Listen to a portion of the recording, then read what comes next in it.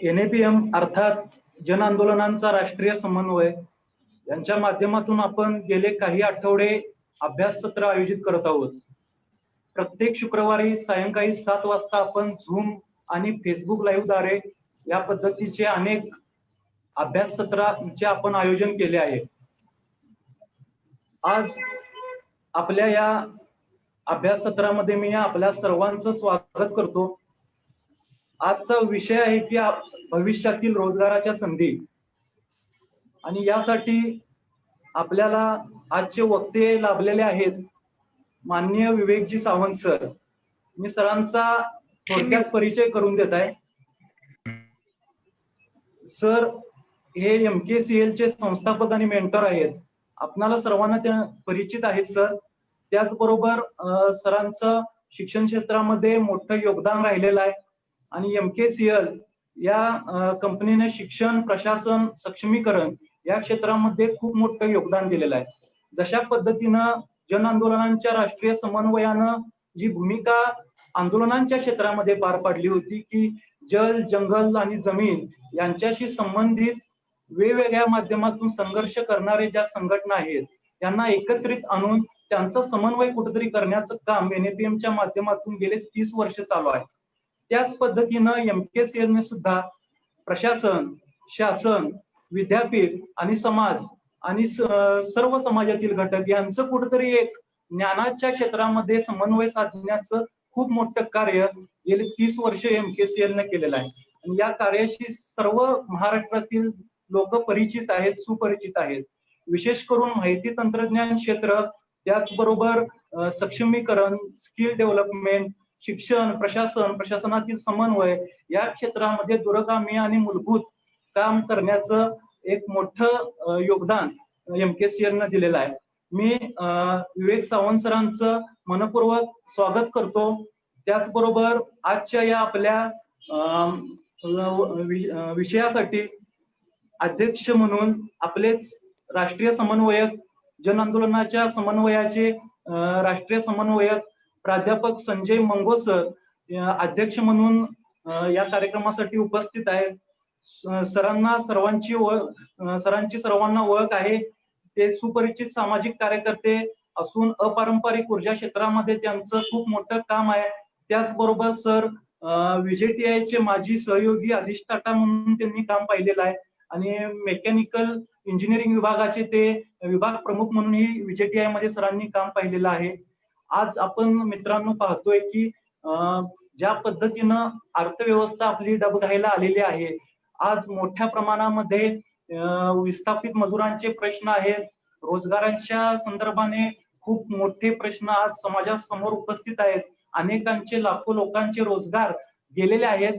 त्याचबरोबर रोजगारक्षम जी पॉप्युलेशन आहे आपल्या संपूर्ण देशामध्ये त्यांच्याही भवितव्याचा प्रश्न आहे. म्हणजे हा दुहेरी प्रश्न आहे की एकीकडे ज्यांचा रोजगार होता त्यांचा रोजगार गेलेला आहे आणि दुसरीकडे जी रोजगारक्षम पॉप्युलेशन तयार होत आहे, रोजगारक्षम जी मुलं आहेत, विद्यार्थी आहेत, युवक आहेत, त्यांच्या रोजगाराच्या संदर्भाने एक मोठं प्रश्नचिन्ह तयार झालेलं आहे.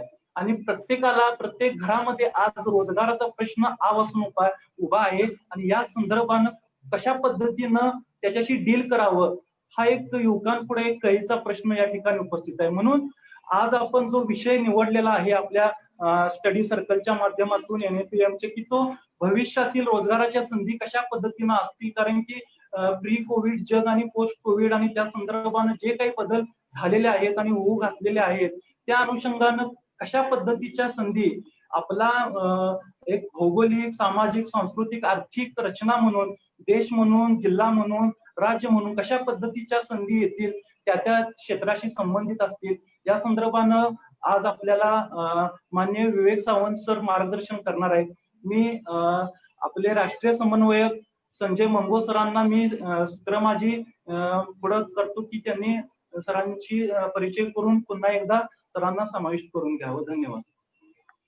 खूप खूप छान अभिषेक, एकदम छान वाटलं मला. तू एकदम सुरेख सुरुवात केली आणि तुझ्या मागे असलेला गौतम बुद्धाचं खूपच एकदम प्रेरणा दे, एकदम छान वातावरण निर्माण केलंयस तू.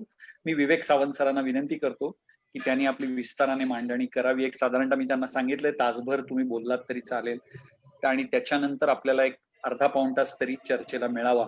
आपल्याकडे विजय तांबे आणि संजीव चांदोरकर या आधी या सिरियल मध्ये ज्यांनी वक्तव्य केलं होतं, अभ्याससत्र घेतली होती, तेही आज आवर्जून उपस्थित आहे. मी त्यांचंही स्वागत करतो, इतर सर्व मान्यवरांचं स्वागत करतो आणि सावंत सरांना विनंती करतो की आपण थेट विषयाला हात घालावा. जिंदाबाद.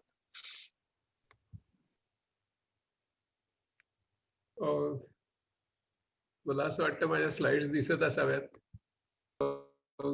माझे मित्र संजयजी आणि आत्ताच ज्यांनी प्रास्ताविक केलं ते अभिषेक आणि या कार्यक्रमाला उपस्थित असलेले सर्व कार्यकर्ते आणि विचारवंत, यापूर्वी ज्यांची व्याख्यानं झाली असे डॉक्टर चांदोरकर आणि डॉक्टर विजय तांबे, आणि त्याचबरोबर फेसबुक लाईव्हवर सुद्धा उपस्थित असलेले अनेक कार्यकर्ते, सगळ्यांना प्रथम मी विनम्र अभिवादन करतो.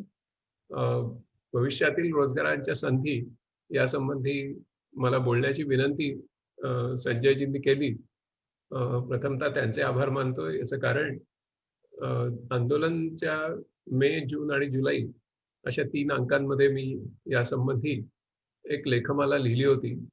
खरं तर मी फक्त एकच लेख लिहिणं अपेक्षित होतं त्यांच्या शब्द मर्यादेमध्ये, परंतु माझं लिखाण वाढत गेलं आणि ते त्यांनी सहन करत गेले आणि म्हणून मला 3 अंकांमध्ये लिहिण्याची त्यांनी अनुमती दिली. त्या 3 लेखांमध्ये जी मांडणी केली आहे ती लिखित स्वरूपात उपलब्ध असल्यामुळे ती तुम्ही जरूर वाचावी अशी माझी विनंती आहे. कारण 1 तासाच्या मर्यादित वेळेमध्ये ते सगळं पुन्हा एकदा तुमच्या पुढे मांडणं कठीण आहे. त्या लेखांमध्ये सगळं जे मी व्यक्त केलं आहे शब्दांमधून केलंय.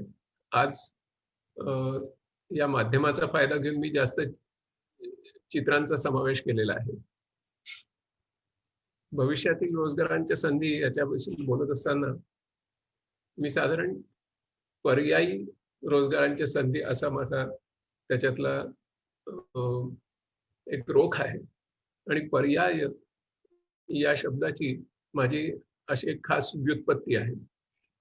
पर्याय या शब्दाची माझी व्युत्पत्ती अशी आहे की पर्यावरणाच्या दृष्टीने यथार्थ असे रोजगार कुठले असू शकतात, या संधी कुठल्या निर्माण होत आहेत, यासंबंधी आपण आज थोडा विचार करणार आहोत. इथे भविष्यातील रोजगार या संबंधी म्हटल्यामुळे मी प्रथम भविष्य हा एक प्रकारचा फार जोखीम असलेला इंटेलेक्च्युअल कार्यक्रम असतो. ते भविष्य कसं असेल, कसं असू शकतं आणि कसं असायला पाहिजे, त्यापैकी पहिल्या 2 प्रश्नांचं उत्तर खूप देणं कठीण असतं. परंतु कसं असलं पाहिजे याविषयी आपण आपले विचार भविष्य कसं असू शकतं, कसं असलं पाहिजे याविषयी आपण काही विचार मांडण्याचं स्वातंत्र्य आपल्याकडे राहतं. भविष्य नक्की कोणाचं? तर मी असं म्हणेन की भविष्य मानवाचं आणि पृथ्वीचं, आणि या संबंधी या दिशेने जाणाऱ्या कुठल्या रोजगारांच्या संधी आपल्या समोर आहेत याविषयी आपण बोललं पाहिजे. टायफॅक्ट म्हणून जी संस्था आहे, technology information forecasting and assessment council, government of इंडियाची संस्था आहे. त्यांनी साधारणपणे 235 पर्यंतचे जे अंदाज व्यक्त केले त्याच्यामध्ये भारताची लोकसंख्या साधारण 150 कोटीच्या आसपास पोहोचेल, आणि त्याच्या लोकसंख्येचे काही गट असतील, त्या गटांमध्ये जे लोक आहेत ते निरनिराळ्या गटांमध्ये ओव्हरलॅप होतील. असं नाही की एक व्यक्ती एकाच गटात आहे. तर त्याच्यामध्ये सर्जनशील, नवोन्मेषी आणि कल्पक असे 15 ते 20% लोक भारतात असतील, आणि ते काय काय करत असतील ते आजच्या संदर्भात जर बघितलं तर तुम्हाला मागच्या 2 स्लाइड्समध्ये दिसलं. उद्यमी आणि उत्पादक अशा लोकांची संख्या 45 ते 50% आसपास असेल, आणि ते असे विविध उद्योग करत असतील असे अंदाज तिथे आपल्याला दिसतात.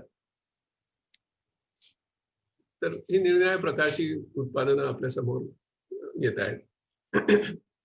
त्याचबरोबर बरेचसे लोक हे मोठी लोकसंख्या असल्यामुळे आणि जननाचा दर जास्त असल्यामुळे आणि युवांची संख्या जास्त असल्यामुळे आणि जगाला म्हणजे मानव संसाधन पुरवणारा देश अशी भारताची एक ओळख निर्माण होत आहे. आणि त्यामुळे बरेचसे जण जागतिकीकरण स्वीकारतील, जगभर स्थिरावतील अशी सुद्धा आहे.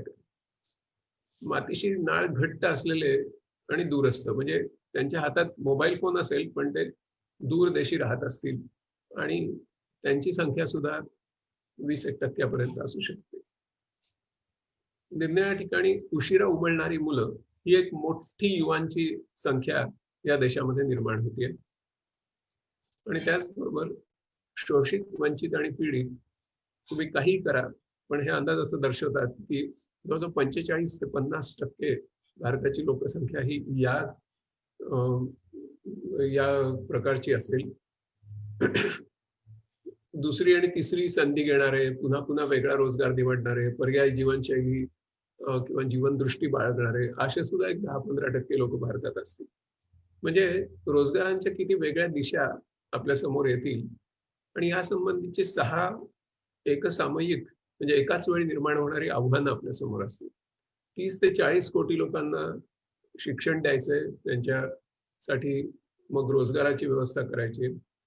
ते दर्जेदार आणि रोजगाराभिमुख शिक्षण असलं पाहिजे, बिगर बरोबर बेटर असलं पाहिजे, परवडणाऱ्या शुल्कामध्ये दिलं गेलं पाहिजे. आपल्याला माहिती आहे की सरकार कसं शिक्षण क्षेत्रातून पाय काढून घेतंय आणि त्यामुळे ते परवडणारं असणं हे कसं दुरापास्त होत चाललंय. म्हणून त्याला आपण चॅलेंज असं म्हटलं, आव्हान असं म्हटलं. ते तत्काळ शिकता आलं पाहिजे. 15-15 वर्ष शिकत राहा इंग्रजी भाषा आणि मग तुम्हाला कधीतरी इंग्रजी येईल, मग तुम्हाला नोकरी मिळेल, तसं होऊन चालणार नाही. सर्वदूर उपलब्ध पाहिजे. मुंबई पुण्यामध्ये जाण्याची वेळ नाही आली पाहिजे. आणि त्याचप्रमाणे शिक्षण हे जरी किती सांस्कृतिक मध्यस्थन त्याच्यासाठी आवश्यक असलं, कल्चरल मेडिएशन आवश्यक असलं, ते सामाजिक वास्तवामध्ये होत असलं तरी तो एक खोल असा व्यक्ती अनुरूप असा अनुभव असतो आणि तसं देणारं व्यक्ती अनुरूप शिक्षण आपल्याला आवश्यक आहे. अशी 6 आव्हानं कशी झेलायची, याचे सॉल्व्हर्स काय? त्याचे 2 सॉल्व्हर्स आहेत. एक म्हणजे you have to be smarter, म्हणजे समुचित तंत्रज्ञानाचा सुयोग्य वापर केला पाहिजे. अमेरिकेत कुठलं तरी तंत्रज्ञान शिक्षणासाठी वापरतात म्हणून आपणही वापरू असं नाही चालणार. तर आता साधी गोष्ट म्हणजे सध्या ज्या अशा कॉन्फरन्सेस चालतात किंवा ऑनलाईन एज्युकेशन चालतं, तर त्याच्यामध्ये आपल्याला त्या दूरच्या मुलाकडे ज्याच्याकडे खूप कमी बँडविड्थ आहे अशाकडे जाण्यासाठी अडॅप्टिव्ह बिटरेटच्या टेक्नॉलॉजीज देता येतील का, असं समुचित तंत्रज्ञानाचे अनेक आविष्कार आहेत. तो आजचा आपला विषय नाही. पण त्याचबरोबर यू हॅव टू बी वाईजर. आता स्मार्ट सिटीज बांधतात पण वाईज सिटीजची गरज किंवा स्मार्ट विलेज करतात, स्मार्ट अँड वाईज विलेज. त्याच्यामुळे सुयोग्य शिक्षण विचाराचा स्वीकार आपण केला पाहिजे. महात्मा गांधींच्या नई तालीममध्ये आपल्याला सापडतो किंवा असे किंवा ज्याला आपण रचनावादी शिक्षण, ज्ञानरचनावादी शिक्षण म्हणतो, त्याच्यामध्ये आपल्याला सापडतो. आणि त्याचबरोबर पुन्हा एकदा रिइन्व्हेन्शन ऑफ व्हील्स टाळलं पाहिजे. उपलब्ध संसाधनं जी आहेत समाजामध्ये निरनिराळ्या घटकांकडे त्यांची भागीदारी केली पाहिजे, त्यांचा पुनर्वापर केला पाहिजे. पुन्हा पुन्हा इमारती बांधत बसणं योग्य नाही, ते टाळलं पाहिजे. तर काही गोष्टी या रोजगार निर्मितीच्या संदर्भात अनिवार्य आहेत, काही अत्यावश्यक आहेत आणि काही श्रेयस्कर. तिन्हीचा आपण परामर्श घेणार आहोत. आता आपल्या समोरची आव्हानं आणि सज्जता आपल्याला कशी मिळवायची, तर पहिल्यांदा महामारी साठी आपल्याला सज्जता, म्हणजे त्या कोरोना बरोबर जुळवून कसं घ्यायचं. जागतिकीकरणाचा मोठा एक आपल्यावर प्रभाव पडलेला आहे आणि त्याच्याने आपल्या देशातली खूप मोठी लोकसंख्या होरपळून निघालेली आहे. तिचा सामना कसा करायचा, त्या जागतिकीकरणाच्या समस्येचा सामना कसा करायचा. आणि हवामान बदल, त्याचबरोबर पर्यावरण संवर्धन, रिस्टोरेशन, रिसायकलिंग, ह्या सगळ्या गोष्टींचा त्याच्यासाठी सज्जता, शाश्वत जीवनशैली आणि ज्याला आपण बायो इकॉनॉमी म्हणतो, आणि स्थानिक अशा प्रकारची अर्थव्यवस्था, हिचा कसा आपण परिपोष करायचा की ज्यामुळे आपल्याला जास्त शाश्वत अशी जीवनशैली मिळू शकेल. त्याचबरोबर आपल्या राज्यघटनेमध्ये ज्याचा पुरस्कार केलेला आहे, असं दारिद्र्यमुक्त, विषमतामुक्त अशा समाजाची उभारणी करत असताना तर ज्ञानाधिष्ठित असली पाहिजे. कारण त्याच्यामध्ये आपल्याला मटेरियल कमीत कमी वापरलं पाहिजे, एनर्जी कमीत कमी वापरली पाहिजे, फायनान्शियल कॅपिटल कमीत कमी वापरलं पाहिजे आणि जास्त आपण ज्ञान भांडवल वापरून किंवा ज्ञानातले नवोन्मेष वापरून आपण आपलं दारिद्र्यमुक्त समाज कसा करू, एक आनंदी असा समाज, सुसंस्कृत असा समाज कसा करता येईल याचा विचार करायची. आणि इमर्जिंग टेक्नॉलॉजीज की ज्याच्यामध्ये आर्टिफिशियल इंटेलिजन्स सारखं तंत्रज्ञान आहे किंवा इंटरनेट ऑफ थिंग्स ज्याला वस्तुजाल म्हणतात तसं तंत्रज्ञान आहे किंवा बिग डेटा अनालिटिक्स आहे, अशी निरनिराळी तंत्रज्ञान आहे. तर त्याच्यानी जग बदलतंय, कनेक्टेड सोसायटी तयार होते. तर त्याच्यामध्ये आपण कशा पद्धतीने सज्जता मिळवणार, अशा 5 निरनिराळ्या अजूनही बऱ्याच डिरेक्शन्स आहेत, वेळेच्या अभावी 5च मांडतो. आता ग्लूम अँड डूम अशी परिस्थिती या समस्यांमुळे आपल्या समोर आहे, महामारीच्या समस्येपासून हवामान बदलापर्यंत. ग्रेटाचं आंदोलन, जगातल्या 50 लक्ष मुलांनी शाळा सोडली आहे आणि हा आपल्या देशात भरलेला 15 लाख मुलांचा मोर्चा होता. अब की बार क्लायमेट चेंज पे सरकार असं म्हणत होती मुलं. आणि अशाच प्रकारचे मोर्चे हे जगामध्ये आलेले आहेत. त्याच्यामुळे भविष्यातल्या पर्यायी रोजगारांच्या दिशा काय हे आपण थोडं जाणून घेतलं पाहिजे. ही जी चित्र आहेत ती तुम्हाला बरीचशी परिचित आहेत, मी त्याच्यावर भाष्य करत नाही, वेळ घालवत नाही. शाश्वत जीवनशैलीच्या बाबतीत ऊर्जाविषयक कुठले पर्याय आहेत, अर्थव्यवस्थेविषयक कुठले पर्याय आहेत आणि त्या अंतर्गत निर्माण होणारे रोजगार कसे. म्हणजे एका नैसर्गिक अशा पर्यावरणाच्या किंवा इकोसिस्टीमच्या आतमध्ये आपला समाज आहे आणि त्या समाजाच्या कुशीत एक अर्थव्यवस्था आहे, असं चित्र आपल्याला घेऊन जाईल. अशा चित्राकडे आपल्याला जायचं. आत्ता चित्र बरोबर उलट आहे. एक मोठी अर्थव्यवस्था आहे, तिच्या पोटात गुदमरणारा एक समाज आहे आणि त्या समाजाच्या पोटात गुदमरणारं एक नैसर्गिक पर्यावरण आहे. ते कधी संपून जाईल काही सांगता येत नाही. आणि त्यामुळे एक मार्केट इकॉनॉमीच्या मागे लागलेला समाज शेवटी एक मार्केट सोसायटी करून बसला आणि आपली मूल्य हरवून बसला. अशा प्रकारची परिस्थिती आता आहे. पर्यायी शिक्षण, पर्यायी रोजगार यांची दिशा त्यामुळे भिन्न असेल. एक्सपोनेन्शियल टेक्नॉलॉजीज ज्या अतिशय वेगाने वाढत आहेत आणि कनेक्टेड सोसायटी, म्हणजे जवळजवळ प्रत्येक जीवजातीचा घटक कनेक्ट होऊ शकतो का, आणि आपण आपलं पर्यावरण त्या तंत्रज्ञानाच्या मदतीने, समुचित तंत्रज्ञानाच्या सुयोग्य वापरातून आपण परत मिळवू शकतो का. कुठेही छोटंसं जरी एखाद्या जीवजातीची समजा हानी चाललेली असेल तर या कनेक्टेड सोसायटीमध्ये, या इंटरनेट ऑफ थिंग्समुळे ताबडतोब त्याच्यावर आपल्याला नियंत्रण करता येईल का. अशा प्रकारचं एक समाजाचं चित्र आणि अशा प्रकारचे रोजगार, अशा प्रकारच्या नवीन ज्ञानाची निर्मिती सुद्धा आपल्याला त्याची संधी आहे, त्याचं आव्हान आपल्या समोर आहे. आणि आपल्या युवांना तशाही प्रकारच्या गोष्टी करता येतील की पूर्णपणे आपण या सगळ्या विरुद्ध एक मोठं असं आंदोलन हे आपल्या ज्ञानाच्या उपयोगातून उभारू शकतो. त्याचबरोबर मानवी बुद्धिमत्तेचे जे विलक्षण आविष्कार आहेत त्यांचा परिपोष असलेले रोजगार आपल्याला निर्माण करायचे. याचं कारण काय, तर आर्टिफिशियल इंटेलिजन्सचं 20व्या शतकापर्यंतची जी प्रगती होती ती एका विशिष्ट दिशेने होती. ती दिशा म्हणजे मानवी बुद्धिमत्ता जे जे करू शकेल ते आम्ही त्याच्यातून करून दाखवू. उदाहरणार्थ आम्ही कृत्रिम बुद्धिमत्तेपासून कविता निर्माण करू, आम्ही चित्रपट दिग्दर्शन करू, आम्ही अत्यंत बुद्धी संपन्न असं संभाषण करू. अशा प्रकारच्या वल्गना केल्या गेल्या. हर्बर्ट सायमन किंवा म्हणजे मार्विन मिन्स्की म्हणा, यांचे ग्रंथ आम्ही वाचायचो आणि त्याच्यावर काम करायचो. परंतु गुड न्यूज की 20वं शतक संपता या सगळ्या गोष्टी थांबल्या.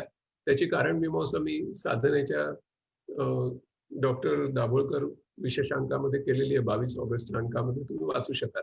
परंतु मुख्य मुद्दा असा आहे की आता मानवी बुद्धिमत्ता आणि न मानवी बुद्धिमत्ता या एकमेकीच्या स्पर्धक नाही, त्या एकमेकीच्या शत्रू नाही, त्या एकमेकीच्या विरोधक नाही, तर त्या एकमेकीच्या भागीदार होऊ शकतात. त्या दृष्टीने त्यांच्याशी भागीदारी करणारा रोजगारांचा एक मोठा पट आपल्या समोर निर्माण होऊ शकतो. आणि त्यामुळे डिस्ट्रीब्युटेड मॅन्युफॅक्चरिंग सारखे, 3D प्रिंटिंग सारख्या गोष्टी यांच्यातून एक आपल्याला कॉटेज इंडस्ट्री उभारता येईल का.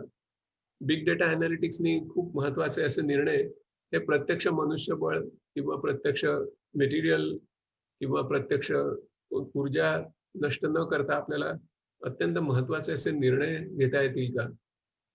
नॅनो टेक्नॉलॉजीच्या माध्यमातून आपल्याला युनिव्हर्सल वॅक्सिन मुलांना देता येईल का?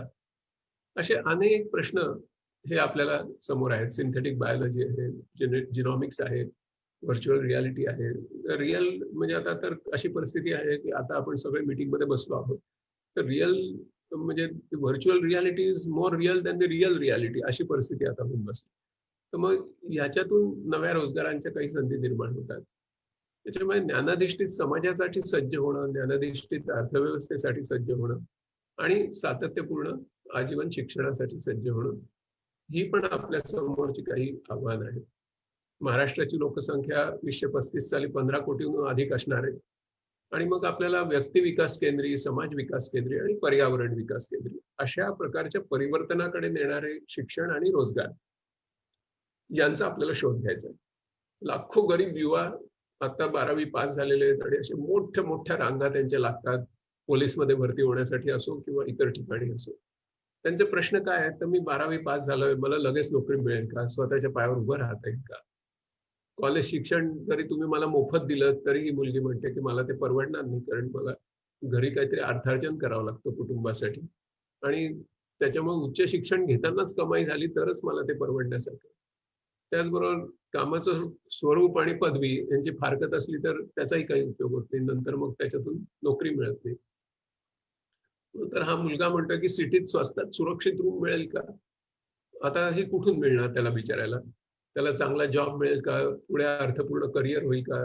त्याच्या डोळ्यामध्ये तुम्ही बघा, म्हणजे त्याच्या डोळ्यात तो काय सांगतोय ते सगळं तुम्हाला ऐकू येईल एकदम. तर त्याच्यामुळे ह्या मुलांकडे जर बघितलं तर ज्यांना शहरांमध्ये आणि महानगरांमध्ये स्थलांतर करणं परवडणार नाही, अशा निमशहरी ग्रामीण युवांना स्थानिक स्वयंरोजगार कसा मिळेल, हा आपल्या पुढचा प्रश्न आहे. पर्यावरणीय अरिष्ट आहे, गरिबी आहे, अस्तित्वाच्या संकटांचा सामना आहे, कारण विस्थापन होतंय मोठ्या प्रमाणात लोकांचं. आता ज्या प्रकारचे कायदे निर्माण झालेत पर्यावरणाविषयी त्याची आपल्याला जाणीव आहे. मोठ्या प्रमाणात विस्थापन त्याच्याने होणार आहे. तर मग या युवांना रोजगार मिळेल का? आपल्याला या मुलांना लो कार्बन जगामध्ये किंवा नो कार्बन जगामध्ये त्यांना प्रगती पाहिजे आणि प्रतिष्ठा पाहिजे, दोन्ही पाहिजे, ही त्यांची अपेक्षा आहे. आणि त्यांना डल, डेंजरस, डर्टी असे जॉब्स करायचे नाहीयेत. त्यांना आत्मसन्मानाला धक्का लागेल असे जॉब आता नको आहेत.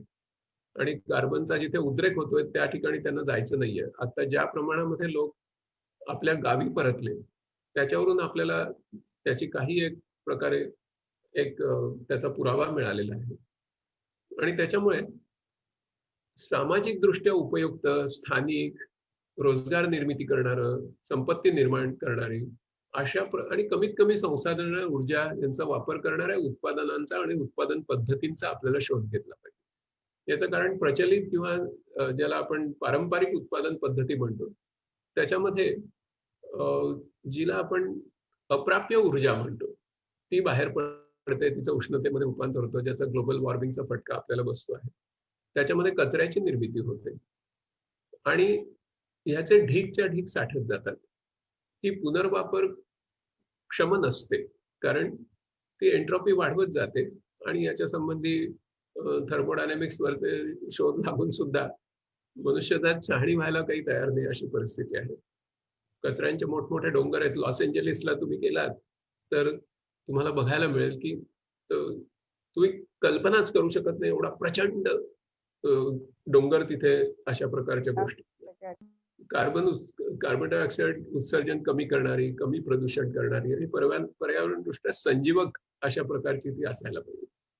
त्याच्यामुळे आपण असा विचार करतो की महात्मा गांधींनी सांगितलं की खेड्याकडे चला, डॉक्टर बाबासाहेब आंबेडकरांनी सांगितलं की शहराकडे चला. दोघांचंही काही रॅशनल होतं, दोघे महापुरुष होते, द्रष्टे होते, दोघांच्याकडे काही रॅशनल होतं आणि दोघंही योग्यच होते. कारण गावाचं पुनरुज्जीवन करणं हे गांधींना मध्यम वर्गाकडून अपेक्षित होतं, कारण भारत हा खेड्यांचा देश आहे, त्यांची मूलभूत धारणा होती आणि ती सत्य आहे.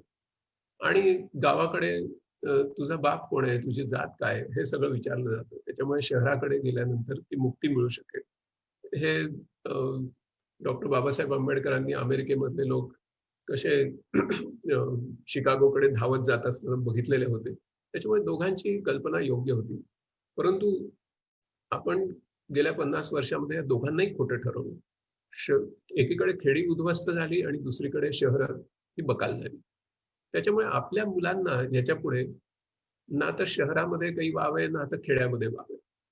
कारण दोन्हीकडे प्रश्न आहेत, गंभीर प्रश्न. अशा वेळेला या दोघांच्या मध्ये असलेल्या शिवार वस्त्यांवर काही नव्या प्रकारच्या ज्ञानवस्था निर्माण करता येतील का?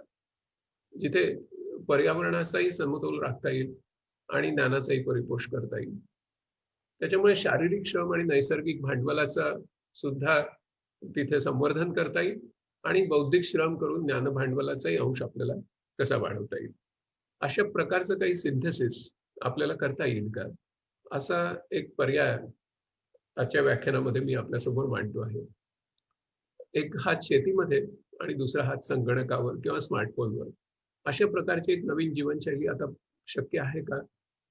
तर आणि पर्यावरणाच्या दृष्टीने एका पंचक्रोशीमध्ये किमान 80% गरजांची परिपूर्ती त्या पंचक्रोशीतच झाली पाहिजे. पंचक्रोशी याचा अर्थ 5 कोस, म्हणजे साधारण 16 किलोमीटर डायमीटरचं एक क्षेत्र.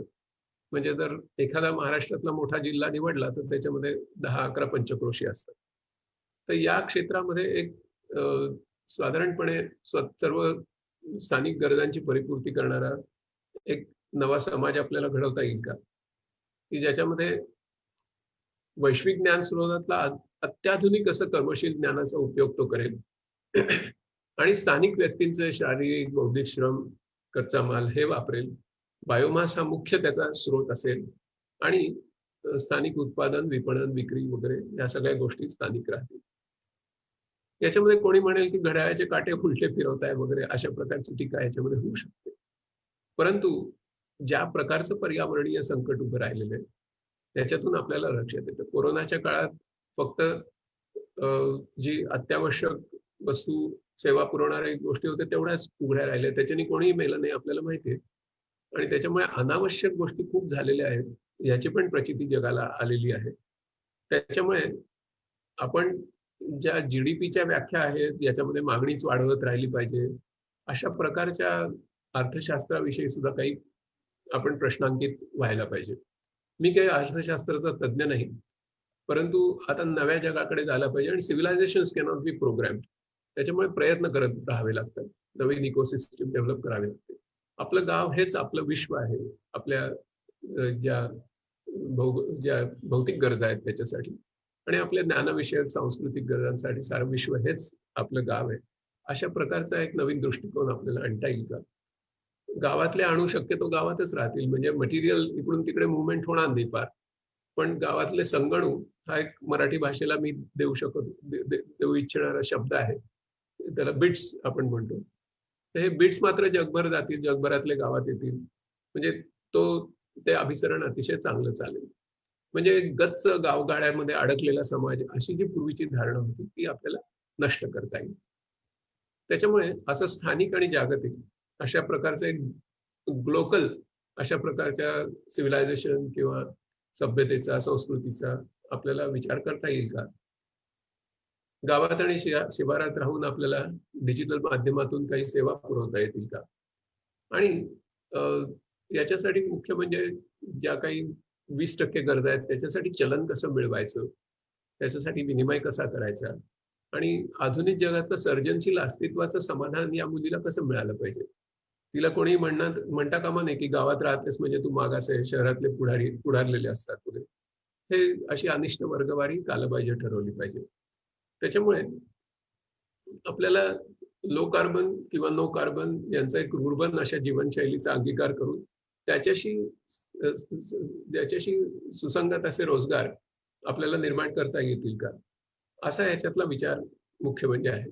त्याच्यातला पहिला स्तर जो आहे तो म्हणजे रिलीफ आहे. रिलीफ म्हणजे काय, की ज्यांचे देशोधडीला लागलेले आहेत त्यांना प्रथम काहीतरी आपत्तींचं निवारण करणं. जे आता आपण बघितलं आपल्या देशामध्ये काय झालं मायग्रंट लेबरचं. दुसरा स्तर जो आहे तो म्हणजे रिफॉर्म्स, म्हणजे त्यांच्या जीवनमानामध्ये सुधारणा करता येईल का. आणि तिसरा जो आहे तो म्हणजे ट्रान्सफॉर्म, म्हणजे परिवर्तन. मग ते पर्यावरण संजीवक आणि समाज विकास केंद्र अशा प्रकारचं राज्य हे महाराष्ट्र राज्य होऊ शकतं का 15 वर्षामध्ये. अशा 3 स्तरांमध्ये या रोजगारांची निर्मिती आपल्याला करावी लागेल. त्याच्यातले ग्रीन कॉलर जॉब्स जे आहेत त्याची जी उद्दिष्ट आहेत ती थोडक्यात आपण पाहू की सगळे जे रेड एंटरप्राइजेस आहेत ते अहिंसक मार्गाने हळूहळू कमी करत नेणं. त्याचबरोबर पृथ्वी बिघडलेली पृथ्वी दुरुस्त करणं, repairing the damage planet, big sector for new job creation. त्याच्यातलं जे अंगभूत संतुलन आहे ज्याला गाया म्हणतात ते पूर्वपदावर आणता येईल का? कोणी आपल्याला वेडं म्हणेल की अरे नाही आता गाया गेला सगळं, वाट लागली पृथ्वीची. पण माणसाचं वैशिष्ट्य आहे की तो प्रयत्न करतो. म्हणजे रसेलने एका ठिकाणी म्हटलंय की अतिशय भीषण अशा आपत्तीत सापडल्यानंतर मानवी समाज विवेकी वर्तन करतो असे ऐतिहासिक पुरावे. त्या दृष्टीने आपल्याला पुढे जाता येईल का? आणि त्याचबरोबर आपत्ती निवारण, जीवनमान सुधारणा आणि परिवर्तन या तिन्ही गोष्टी विशिष्ट कालमर्यादेत घडवून आणणं हे फार महत्वाचं आहे. आणि या तिन्ही स्तरावर स्वतंत्र रोजगार यांची निर्मिती करणं आणि ते उच्च गुणवत्तेने करून घेणं. त्याचबरोबर नैसर्गिक संसाधनांचं म्हणजे रिस्टोरेशन आणि पुनर्भरण करणं, संवर्धन करणं, डेव्हलपमेंट करणं आणि एका सदाहरित अशा परिवर्तनाकडे जाण्यासाठी नवे रोजगार निर्माण करणं हे स्वप्न आहे. आणि या दिशेने खूप प्रयत्न केले असता गोष्टी घडतील. आतापर्यंत ज्यावेळी काही रिव्होल्युशन्स झाल्या त्यावेळी नवीन स्वप्न बघितलेल्याच त्याच्यातूनच त्या झाल्या. Everything is created twice. प्रथम ते मनामध्ये होतं आणि मग जनामध्ये होतं. तर ते त्याचं एक व्हिज्युअलायझेशन करावं लागतं, त्याच्यासाठी एक दूरदृष्टीची निर्मिती, त्याच्यासाठी अभ्यास करावा लागतो आणि संघटन संघर्ष सगळं करावं लागतं. आणि त्याचबरोबर ग्रीन कॉलर जॉब जो आहे त्याला योग्य दिशेने आपल्याला कार्यरत करता येतं. त्याची वैशिष्ट्य काय आहेत? तर पहिलं वैशिष्ट्य म्हणजे हे एक आयुष्यभर एक नवोन्मेषी ज्ञानकर्मी होण्याचा तुम्हाला आनंद मिळतो. कारण याच्यासाठी नवीन नवीन ज्ञान आणि कौशल्य आपल्याला शिकावं लागतं. कारण challenges are daunting before the green collar workers. आणि त्याचबरोबर याच्यामध्ये हे जॉब केलं असता वेतन तर मिळेल, पण त्याहीपेक्षा महत्वाचं म्हणजे की आपल्याला नैसर्गिक भांडवलाच्या संवर्धनाचा आनंद मिळतो आणि आपलं जीवन अधिक सार्थक आहे असं वाटू लागतं. त्याचबरोबर समाजामध्ये प्रतिष्ठा मिळते, रोजगाराचं समाधान मिळणं हे खूप महत्वाचं असतं. आणि त्याचबरोबर आपल्याला हे सगळे रोजगार आउटसोर्स होत नाहीत. हे सट्टा बाजारात त्यांचा व्यापार होऊ शकत नाही आणि त्याच्यामुळे ते स्थानिक असतात. काहीतरी कोणीतरी भांडवल गुंतवलं आणि आता तो चायनाला चालला आणि झालं चायनात ते रोजगार शिफ्ट झाले, ती फॅक्टरी बंद झाली, असं काही ग्रीन कॉलर जॉबचं होत नाही. आणि त्याही महत्वाचा मुद्दा म्हणजे त्याच्यात मुठभरांच्या आर्थिक याच्यामध्ये वाढ होत नाही. तर ते एक प्रकारचं समन्वयही असतं आणि कल्याणकारी राज्याकडे आपल्याला घेऊन जाऊ शकतं. टाळेबंदीमुळे स्थलांतरित कामगारांचा जो प्रश्न निर्माण झाला ते शेवटी कुठे गेले, त्याच्या हाताशी काय होतं? तर या दृष्टीने जे महत्वाचं ग्रीन कॉलर जॉब्स माझ्या लेखामध्ये मी सविस्तर मांडले, त्या थोडक्यात सांगतो की त्यांच्याकडे गावातली एक झोपडी, थोडी कदाचित ती पण अर्धवटच, थोडीशी शेतजमीन, पावसाचं लहरी पावसाचं पाणी, सूर्यप्रकाश आणि श्रमशक्ती, उरले दुरले तर सगळं मनोधैर्य. चुकून टायपिंग मिस्टेक झाले, I am very sorry for that. तर आणि त्यांच्या स्थानिक भावंडांच्या त्यांच्या स्थानिक भावंडांच्या गाठीशी एवढंच काहीतरी होतं.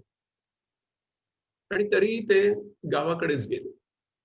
ज्यांची जमीनही नाही त्यांना फक्त मनरेगाचा आधार होता. अशा वेळी जर आपण स्वावलंबी अशा प्रकारचे स्वयंरोजगार कसे निर्माण होऊ शकतील, त्या आपत्तींचं निवारण कसं करता येईल, त्याचं संधीत रूपांतर कसं करता येईल, तर याच्यामध्ये आपण जर बघितलं तर शेतीवर कार्यरत अशी भारताची 54% लोकसंख्या आणि त्यांना संपत्तीचा वाटा फक्त मिळतो 15%. इथेच ती विषमता सुरू होते. आणि मग त्याच्यामुळे सगळी पुढची सगळी जी आपत्तींची शृंखला आहे ती तयार होते. त्यातल्या जवळजवळ शेती या 57% आपली उपजीविका केवळ पावसावर आधारित शेतीवर करणाऱ्या घरातल्या बायका या अॅनिमियाने जर्जर झालेल्या असतात.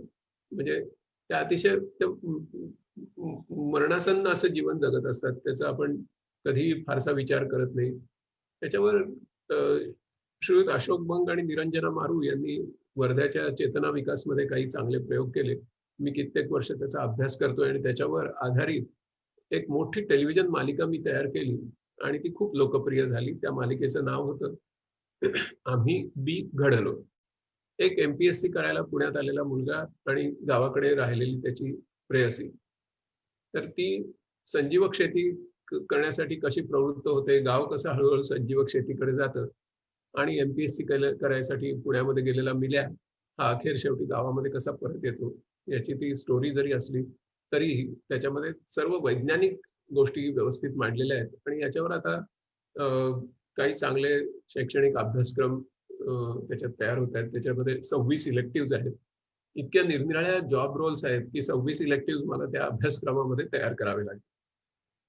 आणि यांना केवळ पावसावर अवलंबून असलेल्या शेतीमध्ये समृद्ध जीवन कसं जगता येतं, याचं कारण याच्यामध्ये 35 ते 40 पिकं एकाच वेळी पेरली जातात आणि त्यांची मशागत केली जाते. ही परस्पर पूरक असतात, परस्परावलंबी असतात, आणि त्याच्यामुळे आसमानी आणि सुलतानी संकटामध्ये 5 गेली तरी 25 राहतात, असा गेल्या 20 वर्षांचा अनुभव आहे. आणि त्याच्यामुळे त्यांच्या जवळजवळ 80 ते 100% अन्न आणि पोषणाच्या गरजा मुख्य म्हणजे पूर्ण होतात. पोषण, उदरभरण, आरोग्य रक्षण आणि शिक्षण या सगळ्या गोष्टी एका हातात हात घालून चालल्या तरच आपल्या देशाला काही भवितव्य आहे. आणि त्याच्यामुळे ह्या घरांमधल्या मुलांचं, स्त्रियांचं पोषण हे उदरभरण आणि पोषण या दोन्ही गोष्टी जर नीट झाल्या तर आरोग्य रक्षण होतं, आणि मग शिक्षणाकडे आपल्याला त्यांच्या लक्ष देता येतं. नाहीतर मग एक प्रकारचं स्टंटेड ग्रोथ असलेल्या मंद बुद्धीच्या मुलांची मोठ्या प्रमाणात, लक्षावधींच्या प्रमाणात निर्मिती करणारा देश म्हणून पण भारताची ओळख आहे. याच्यातलं सर्वात वैशिष्ट्य जे आहे ते principle is that of biodiversity.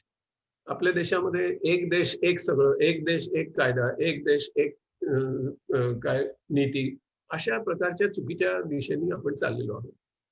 पण सर्व्हायव्हल, डेव्हलपमेंट, एम्पॉवरमेंट याचं मूळ तत्व हे असतं ते डायव्हर्सिटी असतं, बहुलतेला महत्व असतं. जैवविविधता यावर आधारित ही शेती आहे. त्या 35 ते 40 पिकांची जी निवड केली जाते ही जैवविविधतेची अनेक प्रिन्सिपल्स वापरून केली जाते आणि त्याचे अनेक फायदे मिळतात. तर मी आता त्याच्या खोलात आत्ता जात नाही वेळेच्या अभावी. पण दुसरा म्हणजे ही जी गोष्ट आहे ही आपल्या जवळजवळ 54% पॉप्युलेशनला एक नवीन ऊर्जा देऊ शकते, कारण ते सबसिस्टन्स फार्मिंग करतात. 86% शेतकरी आपलं कुठलंही उत्पादन कुठल्या बाजारपेठेत विकायला वगैरे काही जात नाहीत, थोडंसं असतं सरप्लस त्यांच्याकडे. तर त्यांचं कुटुंब पहिल्यांदा सबसिस्टन्स ऍग्रिकल्चर कसं करेल, स्वावलंबी कसं होईल, त्यांची शेती संजीवक कशी होईल, ते म्हणजे जीवघेण्या शेतीकडून ते संजीवक शेतीकडे कसे जातील, ह्या दृष्टीने आपल्याला, आणि परावलंबी शेतीकडून स्वावलंबी शेतीकडे कसे जातील, ह्याच्यातच आपल्या पॉप्युलेशनचं, आपल्या मोठ्या लोकसंख्येचं ही त्यांची समृद्धी सामावलेली आहे. आणि हे किती जास्त ज्ञानाधिष्ठित करता येईल याच्यातले रोजगार हे आपल्याला महत्वाचे आहे. त्याचबरोबर हवा, पाणी आणि जमीन यांची प्रदूषण मुक्ती करणं हे एक खूप महत्वाचं काम या रोजगारांमध्ये अभिप्रेत आहे. दूषित पाण्याची गुणवत्ता सुधारणं, याचे अनेक पर्याय आहेत. म्हणजे आता मी सगळे काही सांगत नाही, पण आता जे निसर्ग वादळ आलं त्याच्यामुळे कोकणच्या अनेक गावातले पाणी हे खारं होण्याची शक्यता आहे, त्या जमिनी खराब, असे बरेच प्रश्न आहेत. त्याच्यामुळे निरनिराळ्या पद्धतीने या पाण्याविषयीच्या समस्या सोडवणं आणि आपल्या स्थानिक बायोमासची लागवड कशी करता येईल, जोपासना कशी करता येईल, त्याच्यातून आपल्याला ऊर्जेचे निरनिराळे स्रोत कसे मिळवता येतील. बायोमासवर सुद्धा प्रचंड रिसर्च चालू आहे आता. 2G बायोमास, 3G बायोमास, त्याच्यामध्ये पण मोबाईल फोन म्हणजे याच्यासारखं 3G 4G आता सुरू झालेलं आहे. त्याच्यामुळे त्या क्षेत्रातल्या रोजगारांना सुद्धा चालना देता येईल आणि अशा निरनिराळ्या फॉर्म्समध्ये आपल्याला बायोमास आणि एनर्जी मिळवता येईल. त्याच्यासाठी संवादक असणं हा सुद्धा एक ग्रीन कॉलर जॉब आहे. आणि विकेंद्रित पद्धतीने स्थानिक प्रदेशातून मिळणारी ऊर्जा आपल्याला आपल्या गरजा भागवण्यासाठी मदतीला येऊ शकेल. हायब्रिड, मी असं म्हणत नाही की सगळं त्याच्यातून होईल आता, कारण इतकं आपण उद्ध्वस्त करून टाकलेलं आहे आपलं नैसर्गिक भांडवल की त्याकडे जाण्याचा एक मार्ग आपल्याला निर्माण करावा लागेल आणि तो हळूहळू होईल. त्याच्यामुळे खनिज तेलावरचं अवलंबित्व आपण हळूहळू आणि ती धोरणांची धरसोड न करता आपल्याला करावं लागेल, लोकसहभागातून करावं लागेल. आणि हे सगळं करणाऱ्या कल्याणकारी योजना काढणं, अर्थसंकल्पीय तरतुदी करणं, त्याच्यासाठी संशोधन करणं, त्याच्यासाठी शिक्षण देणं, तर या सगळ्यामध्ये खूप मोठ्या प्रमाणामध्ये एक दिशा जर आपण घेतली, स्पष्ट दिशा, तर याच्यामध्ये खूप मोठ्या प्रमाणात नुसतंच रोजगार निर्मिती होईल असं नाही, तर नैसर्गिक भांडवलाचं सुद्धा उदरभरण होऊ शकेल.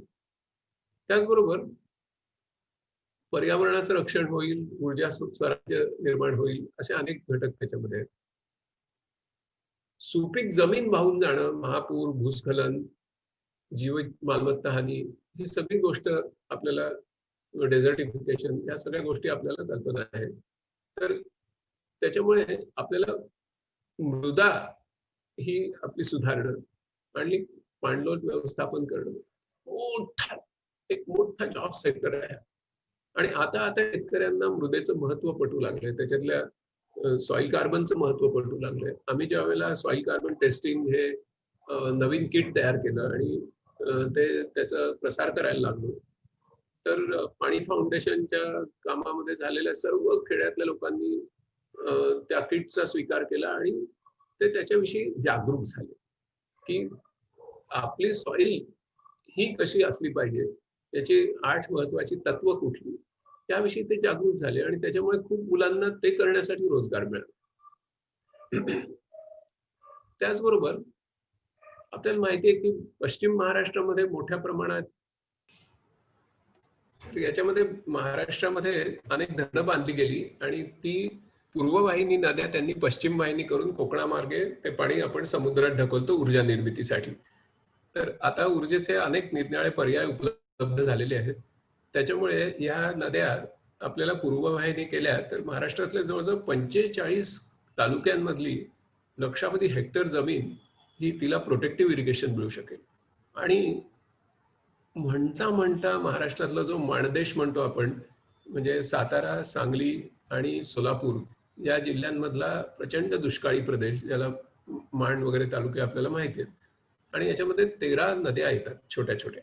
या सगळ्या नद्या पुन्हा पूर्ववत पाणी त्याच्यामध्ये येऊ शकेल आणि त्याचा एक मोठा इम्पॅक्ट हा महाराष्ट्राच्या, आणि त्याच्यामध्ये खूप मोठ्या प्रमाणात रोजगार निर्मिती होऊ शकेल आणि ती पर्यावरण स्नेही असेल. त्याच्यामध्ये जर आपण ऊस लावू दिला नाही आणि एक्सपोनेन्शियल टेक्नॉलॉजीज वापरून त्या धरणामधल्या पश्चिम वाहिनी जे पाणी झालेलं आहे ते बंद करून ते जर आपण पूर्ववाहिनी केलं आणि ते पाईपमधून बंद पद्धतीने सगळ्या गावांना जर ग्रॅव्हिटीने दिलं, तर त्याचा मी अभ्यास आणि GIS वापरून सगळं केलेलं आहे. तर जवळजवळ म्हणजे 13,000 गावांना आपल्याला अतिशय शुद्ध पाणी पुरवता येईल, जे पुन्हा त्याच्यावर कुठलीही प्रक्रिया करण्याची गरज नाही. कारण आपण जर त्या धरणांच्या तिथे गेलात तर ते उंजळीने पाणी प्यायलं तर ते आपल्या घरातल्या कुठल्याही शुद्ध केलेल्या पाण्यापेक्षा अधिक शुद्ध असतं आणि ते पाणी ग्रॅव्हिटीने आपल्याला देता येईल. त्यासाठी टेक्नॉलॉजीज, त्यासाठी निरनिराळ्या प्रकारचे रोजगार आपल्याला निर्माण करून एका वेगळ्या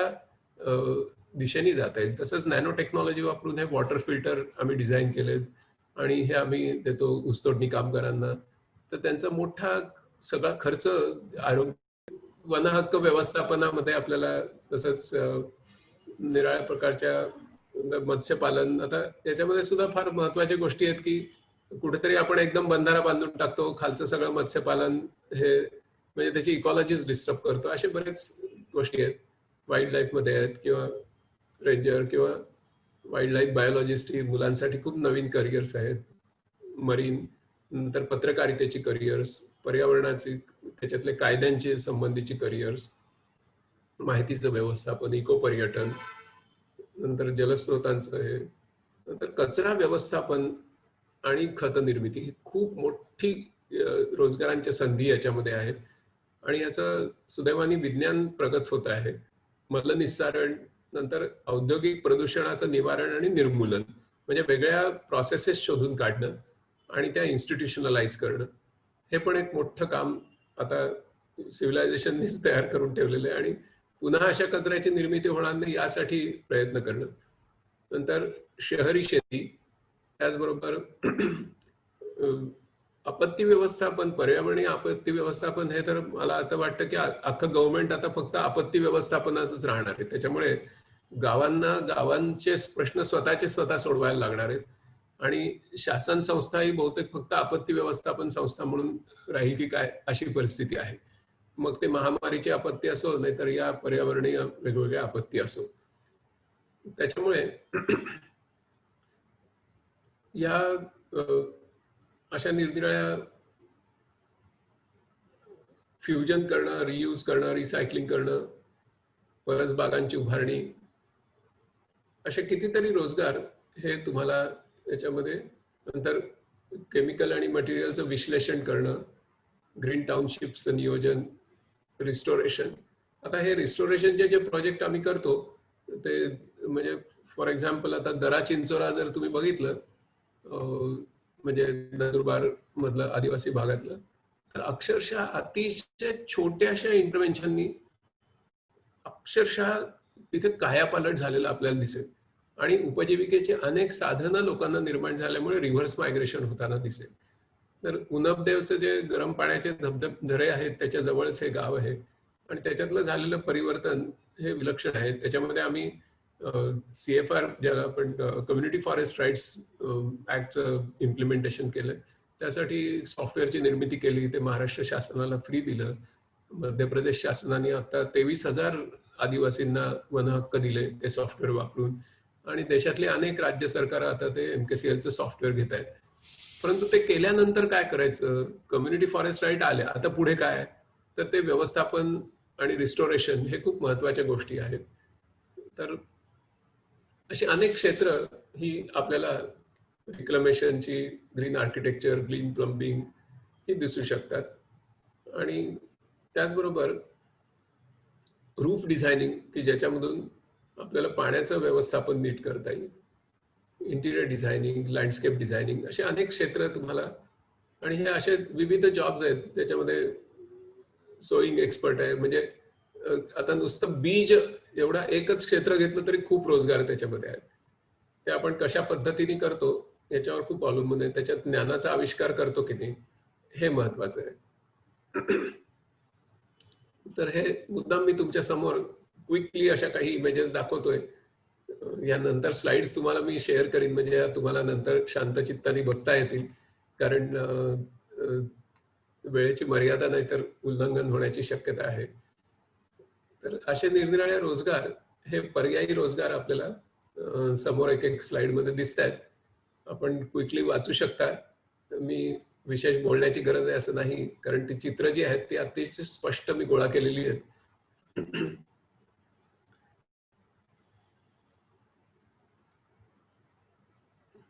आता काही असे जॉब्स आहेत, फॉरेस्ट गाईड्स म्हणा किंवा स्वच्छता दूत, पत्रकार, नंतर trainers, landscape ecologist, environmental architect, marine biologist, renewable energy, waste management trainer, transport planner, forensic experts, असे कितीतरी आहेत. लहान मुलांना पण आता त्या नवीन एज्युकेशनचं धोरण जे आलंय त्याच्यामध्ये व्होकेशनलायझेशनचा पुरस्कार पुन्हा एकदा केलाय. तर त्यामुळे मी काही तुमच्या समोर काही कल्पना मांडतोय की लहान मुलांना शाळेत असल्यापासून त्याची गोडी लावणं ग्रीन कॉलर जॉब्सची, असे कितीतरी छोटे छोटे ग्रीन कॉलर जॉब आपल्याला मुलांना शिकवता येतील. आणि मुलांना खूप हौस असते याच्यामध्ये. मुलांना निसर्गाविषयी प्रेम असतं, लहान प्राण्यांविषयी, पाळीव प्राण्यांविषयी प्रेम असतं. तर या सगळ्याचा उपयोग आपल्याला छान पद्धतीने करून घेता येईल. आता मी न्यू कॉलर जॉब्स कडे वळतो. तर न्यू कॉलर जॉब मध्ये काय आहे की गव्हर्नमेंट जॉब्स आर रिड्युसिंग. कालच तुम्ही पेपरला बातमी वाचली असेल की क्लास 3 आणि क्लास 4 चे सगळे जॉब आता कॉन्ट्रॅक्च्युअल होणार. So there are no permanent jobs. आणि रिड्युसिंग गव्हर्नमेंट जॉबचा हा डेटा जो आहे तो बोलका आहे. आणि ही जी चित्र आहेत की पूर्वी MPSC UPSC ची परीक्षा करायला असे, परीक्षेच्या तयारीसाठी असे युवक पुण्यामध्ये खोल्या घेऊन राहायचे. साधारण त्यांची संख्या 3 ते 4 लाख. दिल्लीमध्ये असेच राहायचे. तर ही अशा प्रकारची पुस्तकं ते वाचायचे आणि मग त्याच्यातून ते पाठांतर करून आणि ते सगळं निबंध लिहून वगैरे परीक्षेचा विचार करायचे. आता that whole thing is gone. आणि युनिसेफचं असं म्हणणं आहे की जवळजवळ निम्म्या भारतीय मुलांना चांगले जॉब मिळणार नाही. हे भविष्य आपल्याला खोटं ठरवायचं असेल तर आपल्याला वेगळा विचार केला पाहिजे. आणि ऑल्विन टॉफलरनी आपल्याला सांगितलंय की लर्न, अनलर्न अँड रिलर्न हाच 20व्या शतकाचा मंत्र आहे. त्याच्यामुळे आपल्याला एक्सपिरियन्स वर्कफोर्स एकीकडून कंपन्या मागतात, दुसरीकडून तुमच्याकडे फ्रेश ग्रॅज्युएट असल्यामुळे एक्सपिरियन्स नसतो आणि त्याचबरोबर तुम्हाला रिटायरमेंट पर्यंत जॉब आता मिळणार नाही. त्यातले 90% जॉब्समध्ये information technology, digital skills are necessary, English language skills are necessary आणि soft skills are necessary. 85% success depends on soft skills and people skills आणि 15% डिपेंड्स ऑन हार्ड स्किल. आणि हे मी सांगत नसून हे हार्वर्ड सांगतंय, कार्नेजी फाउंडेशन सांगतंय, स्टॅनफोर्ड रिसर्च सेंटर सांगते, सगळे हेच सांगतात. 10 वर्षापूर्वी 75% म्हणायचे, आता 85% म्हणतात. तर त्याच्यामुळे जवळजवळ 20 मिलियन 2 कोटी हे डिजिटल फ्रीलान्सिंग जॉब्स 2025 सालापर्यंत येतील. आणि ही जो अंदाज आहे $20 ट्रिलियन, तर $20 बिलियन हा आता $30 बिलियन झाला. याचं कारण आता वर्क फ्रॉम होम मोठ्या प्रमाणात सुरू झालं. कोरोनाच्या नंतर हे सगळे अंदाज बदलले आणि इको रिस्टोरेशनचे साधारणपणे 2 कोटी जॉब 2025 पर्यंत संभवतात. त्याचबरोबर गिग इकॉनॉमी ज्याला आपण म्हणतो की छोटे छोटे प्रोजेक्ट्स करणं, छोटे छोटे जॉब्स करणं आणि निरनिराळ्या कंपन्यांचे एकाच वेळी करणं, एका कंपनीचं परमनंट तुम्ही एम्प्लॉई नसणं आणि अनेक कंपन्यांचं इम्परमनंट एम्प्लॉई असणं, अशा प्रकारच्या एका नव्या दिशेने आपला प्रवास सुरू झालेला आहे जगाचा. आणि 70% कॉर्पोरेट्सनी 2018 साली असे जॉब्स देऊन बघितलेले आहेत महत्वाच्या प्रोजेक्टसाठी. ही अशी पॉप्युलर फ्रीलान्सिंग पोर्टल जगामध्ये आहेत. आम्ही याचं प्रशिक्षण मुलांना देतो आणि या पोर्टलचं अक्षरशः लक्षावधी गिग्स रोज येत असतात. लक्षावधी म्हणजे तुम्ही विचारही करू शकत नाही. आता हे शिरोज म्हणून पोर्टल आहे, ते आपल्या भारतातलं आहे की जसं म्हणजे हिरोज म्हणतात तसं स्त्रियांच्या बाबतीत शिरोज असं, आणि म्हणून स्त्रियांना पुढे आणणं वगैरे अशा प्रकारची अनअकॅडमी जी आहे त्याच्यात तुम्ही 15 मिनिटाचं लेक्चर दिलं की तुम्हाला $2000 मिळतात. तर तुम्ही लेक्चर कसं देता याच्यावर आता माझ्या एका विद्यार्थिनीने ती म्हणजे प्रेग्नंट असताना लेक्चर द्यायला सुरुवात केली आणि शेवटी डिलिव्हरीला हॉस्पिटलमध्ये जाताना सुद्धा तिने 15 मिनिटाचं एक लेक्चर देऊन मग ती $2000 मिळवूनच गेली हॉस्पिटलला. तर असे खूप नवीन नवीन संधी ह्या आपल्या समोर निर्माण होत आहेत. आणि याच्यासाठी you should be smart user of information technology. आणि फ्रीलान्सिंग प्लॅटफॉर्मवर तुम्हाला जाता आलं पाहिजे. तुमच्याकडे एक लॅपटॉप पाहिजे, स्मार्टफोन पाहिजे आणि 4G इंटरनेट कनेक्शन पाहिजे आणि एक नेट बँकिंग अकाउंट पाहिजे, काही बेसिक स्किल्स पाहिजेत आणि तुम्हाला स्वतःचा पोर्टफोलिओ आणि प्रोसेस फोलिओ तयार करून तो ठेवता आला पाहिजे. कितीतरी फील्ड आहेत बघा, सगळी मी आता सांगत बसत नाही, पण असे कितीतरी फील्ड आहेत की ज्याच्यामध्ये हे फ्रीलान्सिंग जॉब्स निर्माण होतात आणि छोटे छोटे असतात. याचं प्रत्येक स्किल शिकायला साधारण 2 तास लागतात.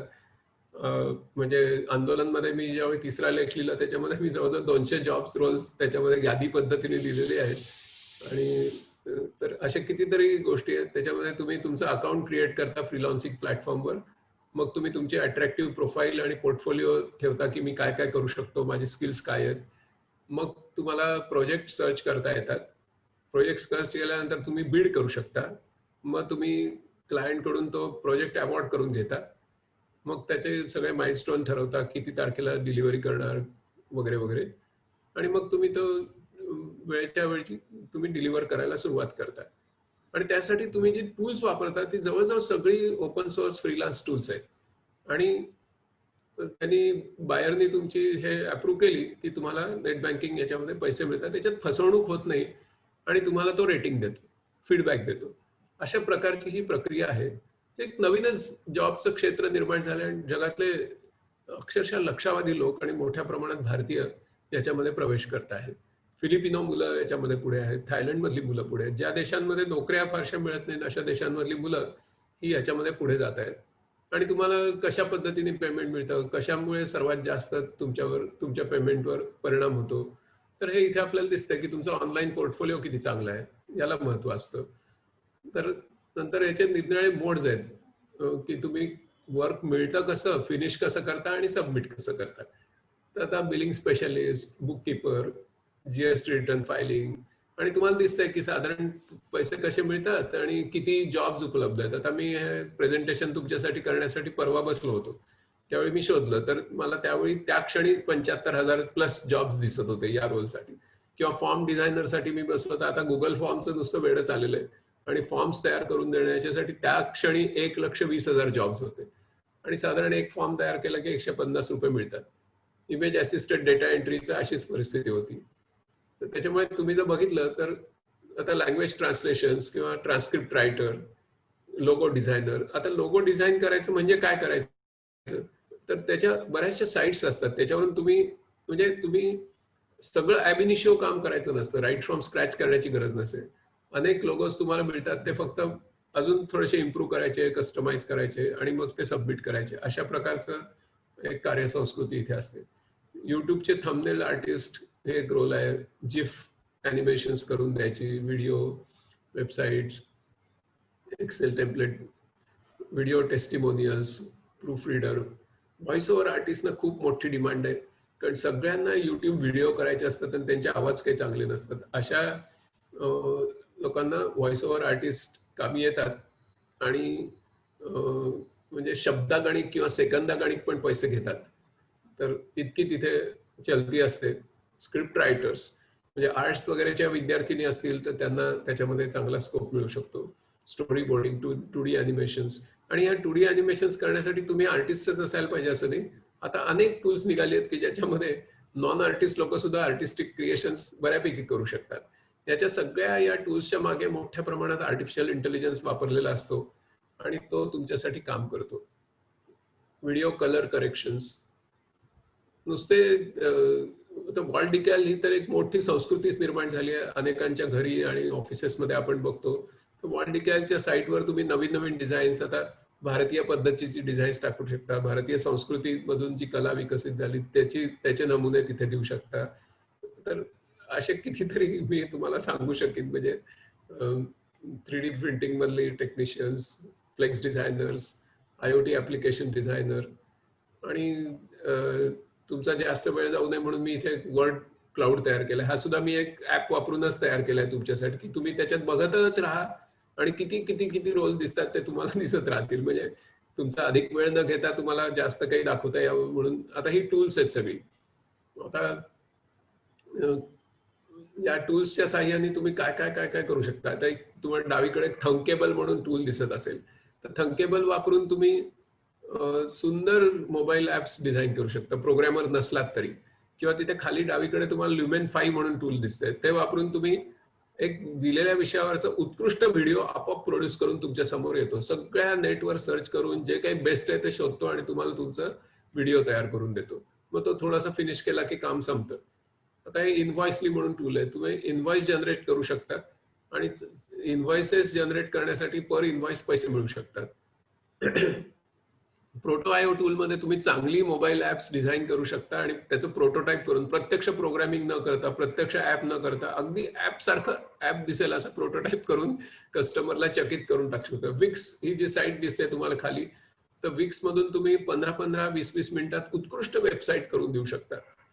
अशी कितीतरी गोष्टी मी तुम्हाला सांगू शकेन की अशी टूल्स आहेत बघा. ही सगळी tools free open source tools आहेत. ही वापरून तुम्ही करू शकता. सर्वे डिझायनिंग आपल्या अनेक एनजीओजना मी हे सर्वे मंकी किंवा ही टूल्स वापरून सर्वे डिझाईन्स करून देतो.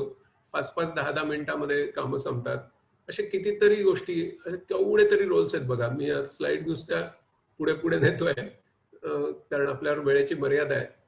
आता या न्यू कॉलर जॉबचे फायदे काय, तर आपणच आपले बॉस असतो. कोणाबरोबर काम करायचं त्याची निवड आपण स्वतः करतो. उत्पन्नावर मर्यादा नसते. म्हणजे साधारणपणे गावाकडे असलेल्या 12वी पास झालेल्या मुलीला महिन्याला 6,000 ते 7,000 रुपये याच्यामध्ये तिने कष्ट केले, 2-3 महिने चांगली उमेदवारी केली तर तिला सहज ते उत्पन्न सुरू होतं. तुम्ही क्वालिटी कशी ठेवता, कस्टमर्सना कसं तुम्ही डिलाईट देता याच्यावर ते अवलंबून असतं. आणि कमी वेळात तुम्हाला अधिक प्रकल्प करता येतात. तुमच्याकडे कौशल्य कशी आहेत त्याच्यावर आहे.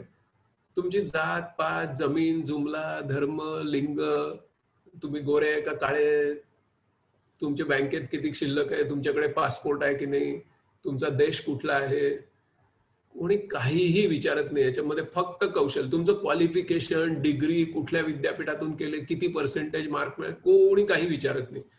तर याच्यामध्ये फक्त कौशल्य आणि गुणवत्ता एवढ्याच काम चालतं. आणि हे फार मोठी सुखद गोष्ट आहे ती. आणि साधारणपणे आपल्याकडे नोकरी मिळेपर्यंत काय करायचं, तर तो कलेक्टर क्लासला गेलाय असं गावाकडे आई सांगते. आता कलेक्टर क्लासला जाण्याची पंचायत झाली, कारण पुण्यामध्ये कोरोना आहे, त्याच्यामुळे गावाकडे काय सांगणार. कलेक्टर क्लासला गेला कसं काय सांगणार. कलेक्टर क्लासला काही जाता येत नाही पुण्याला आता. आणि त्या खोली घेऊन 7-8 मुलांनी एकत्र राहणंही आता शक्य नाही. आता तर काय आपल्याला सगळ्या सिव्हिलायझेशनला विरळीकरण करायचंय. म्हणून ते मगाशी शिवार वस्त्यांचं सांगितलं, ते विरळीकरण आता सिव्हिलायझेशनचं करावं लागणार आहे आपल्याला महामारीच्या नंतर. त्याच्यामुळे असं पुण्यात येऊन MPSC करणं वगैरे, ती ओळख आता देता येत नाही. मग आता नवीन ओळख काय, तर मी फ्रीलान्सिंग करतोय आणि त्याच्यातून काही उत्पन्न मिळवायचा प्रयत्न करतोय. म्हणजे एका युवाला जी ओळख लागते गावामध्ये फिरताना, ती काय ओळख आहे? तर मी इंटरनॅशनल फ्रीलान्सिंग पोर्टल्सवर किंवा नॅशनल फ्रीलान्सिंग पोर्टल्सवर मी आता माझं फ्रीलान्सर म्हणून काम करतो आहे. ही एक नवीन ओळख त्याला मिळू शकते. ती ओळख गावामध्ये सांगणं हे सुद्धा खूप महत्वाचं असतं आणि त्या दृष्टीने याचा उपयोग आपल्याला होऊ शकतो आणि पुढे चांगले जॉब मिळवण्यासाठी सुद्धा त्याला जाता येतं आणि ग्रामीण भागातल्या घरातून शिवार वस्तीतून काम करण्याचं स्वातंत्र्य मिळतं. मुलींना किंवा सुनांना सुद्धा गावाकडे शिवार वस्तीत राहून जीन पॅन्ट घालून काम करता येतं. तो प्रॉब्लेम नसतो आणि तिथे कोणी जातपात विचारायला येत नाही. त्याचबरोबर आपलं सगळं ग्रीन कॉलर जॉब सांभाळून आपण हे करू शकतो आणि लोकल आणि ग्लोबल असे दोन्ही व्यावसायिक संस्कृतींचा एकाच वेळी संगम घडवून आणू शकतो. आपल्याला चकचकीत, वातानुकूलित, बहुमजली, गजबजलेल्या, गर्दीच्या, प्रदूषणातल्या वस्तीतलं महागड्या कार्यालयाची गरज राहत नाही. कौटुंबिक अनिश्चितता राहत नाही आणि कुटुंबाचा सहभाग मिळतो. घरकामात मदत, जिव्हाळा, मुद्दाम वर्डआर्ट करून अनेक मुद्दे एकत्र सांगता येतील म्हणून तुम्हाला एक वेगळी जीवनशैली समतोल मध्ये आणि एक प्रकारचं सही जीवन त्याच्यामधून आपल्याला जगता येतं. आणि कामाची ही विविध ठिकाणं ही मानवाच्या इतिहासामध्ये निर्माण झाली, ती सगळी जवळजवळ एफनी सुरू होतात. आता बिनकामाचं ठिकाण पण एफनी सुरू होतं दुर्दैवाने, त्याचं नाव फेसबुक असेल. पण ही सगळी किंवा फर्म असो, फाउंड्री असो, फॅक्टरी असो, आता फ्रीलान्सिंग हा एक महत्वाचा आपल्या फ्लॅटमधून करण्याचा हा एक व्यवसाय ब्लू कॉलर जॉबच्या माध्यमातून आपल्याला उपलब्ध झालाय. ग्रीन कॉलर जॉब्स हे खाजगी क्षेत्रामध्ये मोठ्या प्रमाणात आता पसरत आहेत, कारण खाजगी क्षेत्राला कॉम्पिटिटिव्ह राहावं लागतं आणि सगळ्या कायद्यांची अंमलबजावणी करावी लागते.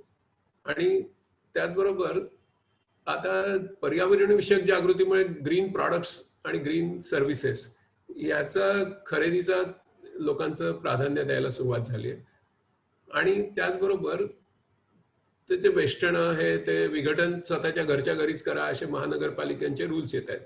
त्याच्यामुळे त्या दृष्टीने पण ग्रीन कॉलर जॉब्सला डिमांड वाढत चालली आहे.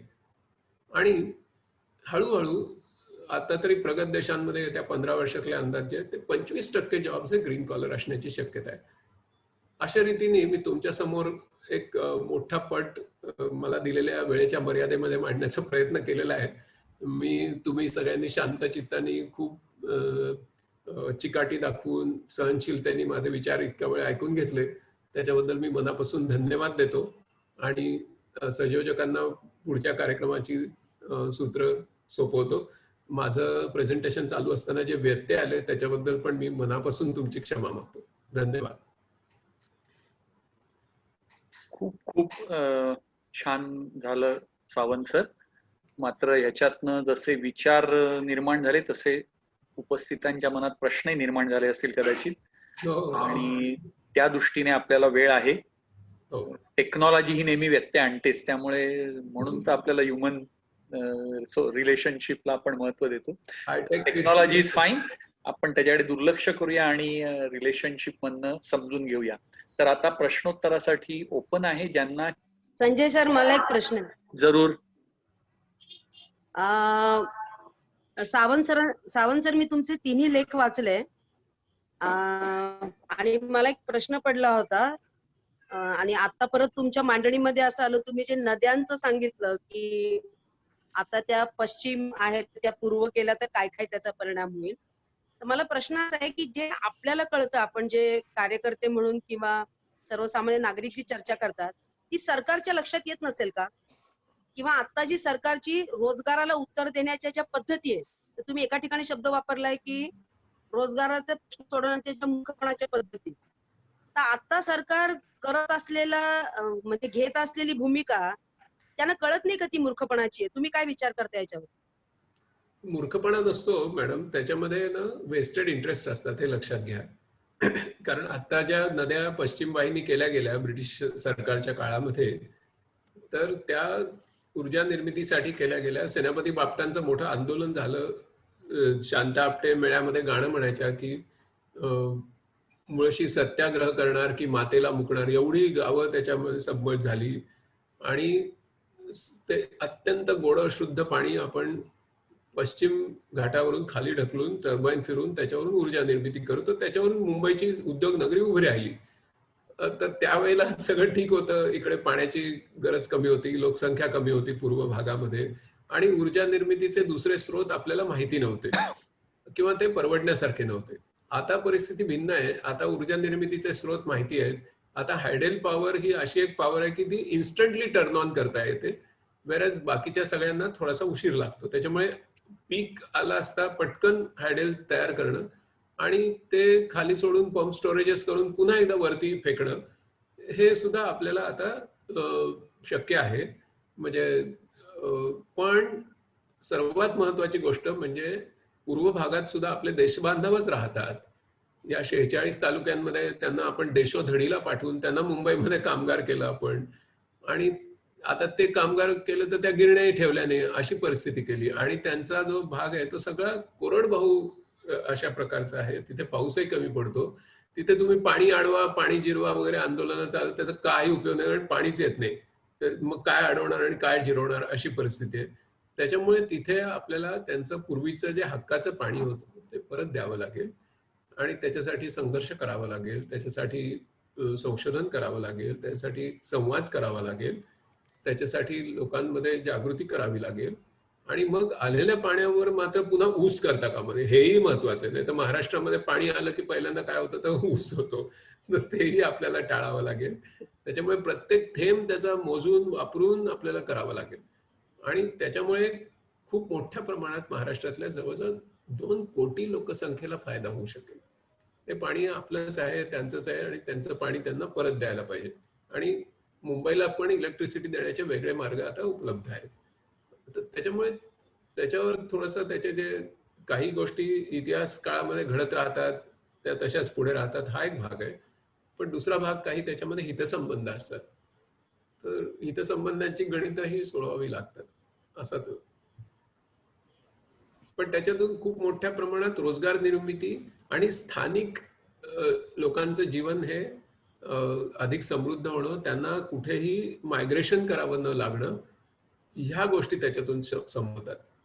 विटाहून मुंबईला जाणाऱ्या बसेसची संख्या, त्या आता कोरोना सोडून द्या, पण विटा मुंबई या बसेसची संख्या केवढी आहे तुम्ही बघा ना. खानापूर, विटा या भागातून कवठे महांकाळ प्रचंड, किंवा जत तालुका, म्हणजे त्यांनी त्यांचं हक्काचं पाणी आहे ते आपण घेऊन टाकलं, तर ते परत द्यायला पाहिजे. त्याच्यातून मोठ्या प्रमाणात ग्रीन कॉलर जॉब्स तयार होतील, पर्यावरण स्नेही अशा प्रकारचं वस्त्या तयार होतील, आणि नव्या एक्सपोनेन्शियल टेक्नॉलॉजीचा वापर केला तर अजून त्यांना पुढे नेता येईल. चॅटबॉक्स मध्ये विभाताईने एक प्रश्न विचारलाय, आता लगेच अर्न अँड लर्न सारख्या योजना कॉलेज स्टुडंटसाठी काही संधी मिळू शकतील का? काही मार्गदर्शन करता येईल का? हो, म्हणजे आम्ही आता मी इतक्यात 6 वाजताच माझं व्याख्यान त्याच विषयावर संपवलं. त्याचं शीर्षक होतं बेरोजगारी भारत छोडो, असंच त्याचं शीर्षक होतं. तर त्याच्यामध्ये गांधीजींच्या नई तालीमचा उपयोग करून आम्ही विद्यार्थ्यांना इंटर्नशिप देतो निरनिराळ्या उद्योगांमध्ये, आणि त्याचबरोबर त्यांना ई लर्निंगच्या माध्यमातून शिकवतोच पण. आणि मग कामातून ज्ञानप्राप्ती आणि ज्ञानप्राप्तीतून अधिक फलदायी काम, अशी ती अपवर्ड स्पायरल बिल्ड करत नेतो त्याच्यामध्ये. त्याच्यामुळे 3 वर्षात ती मुलं इतकी सुंदर तयार होतात की त्यांना कुठेही जॉब शोधण्याची गरज पडत नाही, त्यांना मागणी येते. असं वर्षानुवर्ष चालू आहे. 2012 पासून मी तो प्रयोग करतो, आणि त्याच्यामध्ये आता यावेळच्या नवभारतच्या अंकामध्ये पण त्याच्यावर लेख लिहिलेला आहे. आणि त्याच्यामधलं सर्वात महत्वाची गोष्ट काय आहे की विषमता मुक्त समाज कधी निर्माण होईल, की ज्यावेळेस कामातून ज्ञान निर्मिती होते असं समाजाला पटेल. काम ज्यावेळी तुम्ही त्यातून ज्ञान निर्मिती करत नाही, त्यातून आनंद होत नाही, त्यावेळी कामाचं काबड कष्टात रूपांतर होतं, ते शोषणाचं माध्यम आहे असं वाटायला लागतं, परात्मभाव येतो, त्या सगळे दुष्टचक्र त्याच्यातून तयार होतं. पण तुम्ही श्रमामधून, कामामधून ज्यावेळी नवीन ज्ञानाची निर्मिती करता, आणि ते ज्ञान पण ज्ञान मिळवण्यासाठी ज्ञान नाही, म्हणजे ज्ञानाचं कन्झ्युमेरिझम करत नाही परत, तर ते ज्ञान वापरून तुम्ही ते काम अधिक फलदायी करता, त्यावेळेला तुम्ही एका विषमता मुक्त समाजाकडे जायला सुरुवात करता. तुम्ही हेड आणि हँड आणि हार्ट हे एकत्र आणायला सुरुवात करता, जे भारतामध्ये 5000 वर्ष त्याचं विभाजन झालेलं आहे. मी त्यावर सगळे तज्ज्ञ बसलेले आहेत, मी बोलण्याची गरज नाही. पण त्याच्यातून मार्ग काढण्यासाठी आम्ही काय केलं की हायर एज्युकेशन मध्ये नई तालीमचा 21व्या शतकातला एक आविष्कार घडवला. गांधींची तत्व ही निश्चित ग्राह्यच आहेत, पण तंत्र मात्र बदलावी लागतात. तंत्र ही 21व्या शतकाशी सुसंगत अशी वापरावी लागतात.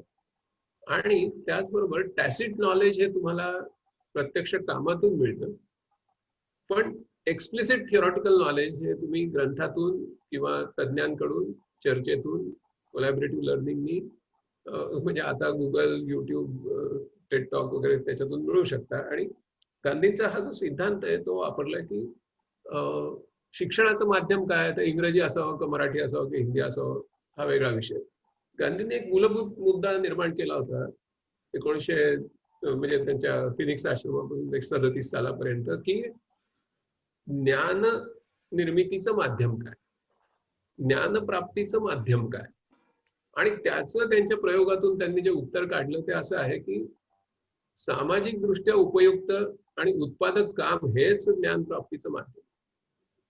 ग्रंथातून, युट्यूब वरून, टेड टॉक मधून, जे खान अकॅडमी मधून तुम्हाला मिळते ती माहिती असते, ते ज्ञान नसते. पीटर ड्रकरची पण व्याख्या उपयुक्त आहे की knowledge is information in action. तर त्याच्यामुळे तुम्हाला प्रत्यक्ष मुलांना कामाची संधी द्यावी लागते आणि मुलांना स्वदिग्दर्शित व्हायचं असतं. त्यांचे पाथवेज ऑफ मॅच्युरिटी जे निसर्गाने त्यांच्या शरीरात दिलेले ते तसेच असतात. आणि त्यामुळे मुलांना ते जर वाव दिला तर ते त्याच्यातून ज्ञाननिर्मिती करतात. आता आमच्याकडे action followed by reflection, reflection followed by conclusion, conclusion followed by pragmatic planning, that followed by more profound action. ही सायकल आहे मुलांना आणि त्याच्यामुळे मुलं पुढे जातात. आणि त्याच्यामुळे त्या कंपन्या त्यांना पटकन घेतात, इतरही लोक घेतात आणि त्यांना साधारणपणे 3 वर्ष एक 8,000 रुपये मिळतात. म्हणजे त्याला आम्ही इंटर्नशिप म्हणतो. 3 वर्षांनी त्यांना डिग्री सर्टिफिकेट मिळतं, 3 वर्षाचं एक्सपिरियन्स सर्टिफिकेट मिळतं, आत्मविश्वास मिळतो, आत्मसन्मान मिळतो. घराकडे 4 पैसे ते पाठवू शकतात, घराला मदत होते. आणि माझ्याकडे ज्या मुली येतात परभणी वगैरे, त्यांना युरोपियन टॉयलेट कसं वापरायचं ते माहिती नसतं, पहिल्या दिवशी ते शिकवावं लागतं. तिथून साधारण 6 महिन्यात ती मुलगी इंग्रजीमध्ये व्यवस्थित काम कार्यरत होते. म्हणजे सर या इंटर्नशिपची माहिती आपल्या वेबसाईटवर आहे, एमकेसीएलच्या वेबसाईटवर मिळेल. Okay, that's it. आकाश मनवरचा संजय 1 मिनिट, जरा मला जायचंय तर मी एक थोडस घेऊ का? 2-3 हो minute. Yes yes Sanjeev Chandorkar. Yes Sujay, नंतर तू प्रश्न विचार चॅट मध्ये. संजीव बोल. सर नमस्कार. नमस्कार. तुमचं एमकेसीएलचं काम खरंच पाथ ब्रेकिंग असं म्हणता येईल आणि आताच्या माहिती युगात आणि आयटीच्या युगामध्ये खरंच एक फाउंडेशनल असं काम तुम्ही करताय. माझे 2 पॉइंट्स आहेत, मी जेवढे थोडक्यात बोलता येतील ते बोलतो. एक माझी कॉमेंट आहे आणि दुसरा मला तुमच्यासाठी प्रश्न असेल. तर माझी पहिली कॉमेंट अशी आहे की ज्यावेळी आपण रोजगार असा शब्द वापरतो, त्याच्यामध्ये रोजगार आणि स्वयंरोजगार दोघेही आपण त्याच्यामध्ये घेत आहोत. परंतु संपूर्ण जो पब्लिक डिस्कोर्स आहे रोजगार आणि स्वयंरोजगाराच्या बाबतीमध्ये, त्याच्यामध्ये रोजगार आणि स्वयंरोजगाराचं जे गाभ्यातलं उद्दिष्ट आहे ते आहे, म्हणजे तुम्ही त्याचे जे इतर मुद्दे मांडलेत, ज्ञाननिर्मिती वगैरे, ते एका ऍबस्ट्रॅक्ट लेवलवरती बरोबर पण आहे, मला त्याच्यात काही म्हणजे गैर वाटत नाही. परंतु मेन ड्रायव्हिंग फोर्स जो आहे आजच्या घडीला, तर नक्कीच ज्यावेळी तरुणांच्या, कारण तरुण आपली सगळी चर्चा आताची तरुण केंद्रीय आहे आणि ती बरोबर आहे की त्यांच्या भौतिक आकांक्षा ह्या मला असं वाटतं त्यांचा ड्रायव्हिंग फोर्स आहे. आणि त्याच्यासाठी उत्पन्न आणि मासिक उत्पन्न हा कुठेतरी जो मुद्दा रोजगार आणि स्वयंरोजगाराचा असला पाहिजे, त्याच्याकडे थोडं दुर्लक्ष होतंय. अगदी सरकारच्या, अगदी पंतप्रधानांच्या पासून सगळेजण नंबर्स चर्न आउट करतात. मुद्रा योजनाचं आपल्याला माहिती असेल तर किती झालं बाबा, 12 कोटी. अजून काय कशाची योजना झाली, त्याच्यात किती, तर अमुक कोटी, अमुक लाख.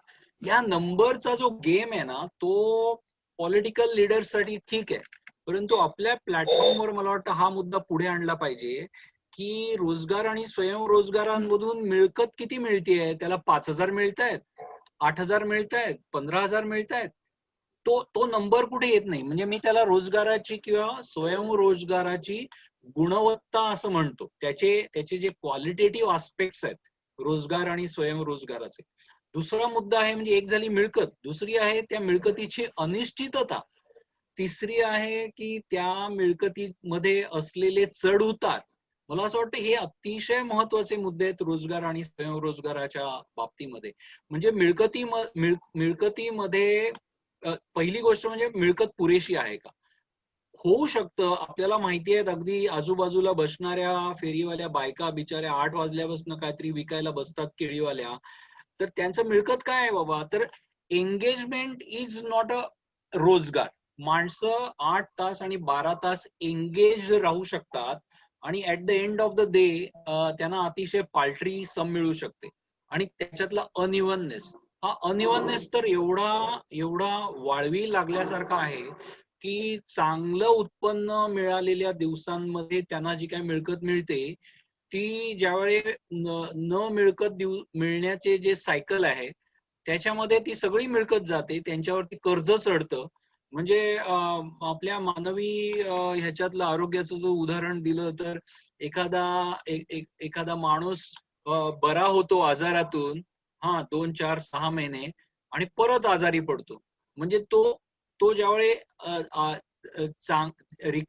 रिकव्हरी फेज मध्ये त्याला मिळालेलं जे काय आरोग्य असतं ते बेरोजगार किंवा कमी उत्पन्नाच्या वेळामध्ये ते सगळं धुवून जातं, तो परत आजारी पडतो आणि हे वर्षानुवर्ष चालू राहतं. त्याच्यामुळे रोजगाराच्या चर्चांमध्ये रोजगार आणि स्वयंरोजगाराच्या चर्चांमध्ये त्याची जी गुणवत्ता आहे आणि त्याचे पॅरामीटर्स आपल्याला ठरवता येतील की मिळकत पुरेशी आहे का, त्याच्यामध्ये अनिश्चितता किती आहे, त्याच्यामध्ये अनइव्हननेस किती आहे. मला असं वाटतं तो कुठेतरी पब्लिक डिस्कोर्स मध्ये आणण्याची, खूप ठासून आणण्याची गरज आहे. अदरवाईज स्टेटच्या सगळ्या प्रोपोगंडा मशिनरीमध्ये who are churning out numbers, only numbers, पण त्या नंबर्स मधली जे क्वालिटेटिव्ह आस्पेक्ट्स आहे तो मला असं वाटतं पुढे येत नाही. हा माझा एक पॉइंट आहे. दुसरा मला तुम्हाला प्रश्न असा विचारायचा आहे, प्रश्न म्हणण्यापेक्षा सूचना म्हणा, काही म्हणा, की आजच्या घडीला असे काही ज्याला आपण म्हणजे मी अशा मताचा आहे सर की political economy is the most decisive factor. आणि पॉलिटिकल इकॉनॉमी मध्ये रिटेलचं उदाहरण घ्या की आपल्याकडे शेती खालोखाल रिटेल क्षेत्रामधली जी एम्प्लॉयमेंट जनरेशनची जी पोटेन्शियल आहे तो शेती खालोखाल मानला जातो. ओके, लाखो आणि कोट्यावधींनी अगदी नॉर्थ ईस्ट पासून ते खेडेगावापर्यंत रिटेल उद्योग पसरलेला आहे. आता तिथे अमेझॉन आणि फ्लिपकार्ट आणि रिलायन्स रिटेल अशा लोकांनी उतरणं, आणि ज्याच्यामुळे रिटेलमध्ये असलेली एम्प्लॉयमेंट पोटेन्शियल पुढच्या 10 वर्षामध्ये श्रिंक होत जाणं. त्याच्यामुळे हे पॉलिटिकल इकॉनॉमीचे जे मुद्दे आहेत ते मला खूप मूलभूत वाटतात आणि त्याची इतर क्षेत्रांच्या संदर्भात देखील चर्चा होऊ शकते.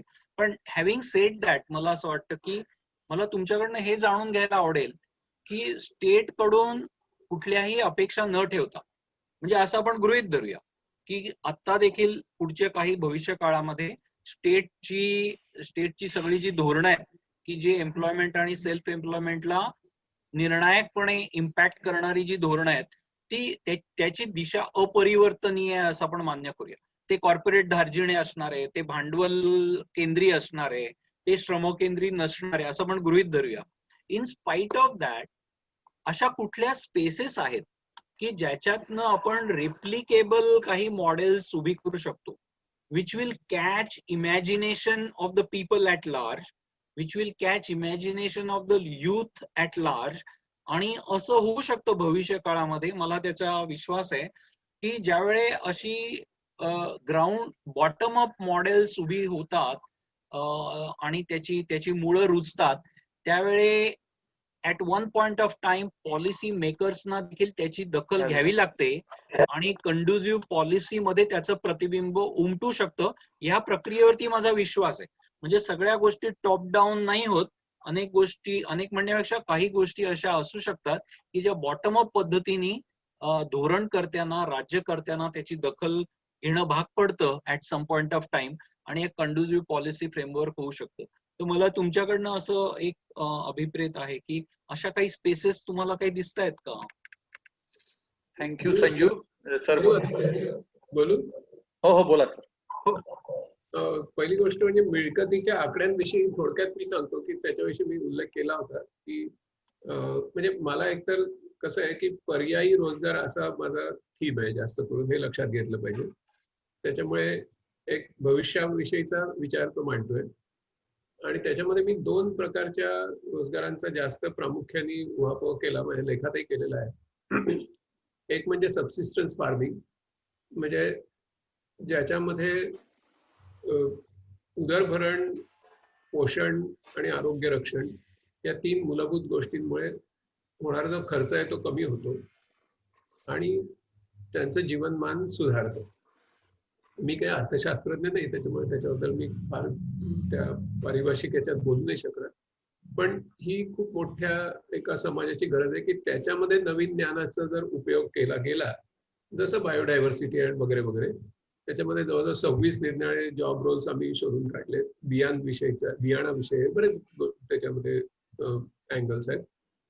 तर तो एक भाग जो आहे तो सबसिस्टन्स फार्मिंग कडे जातो आणि त्या लोकांना दुसरं काही चाराच नाहीये.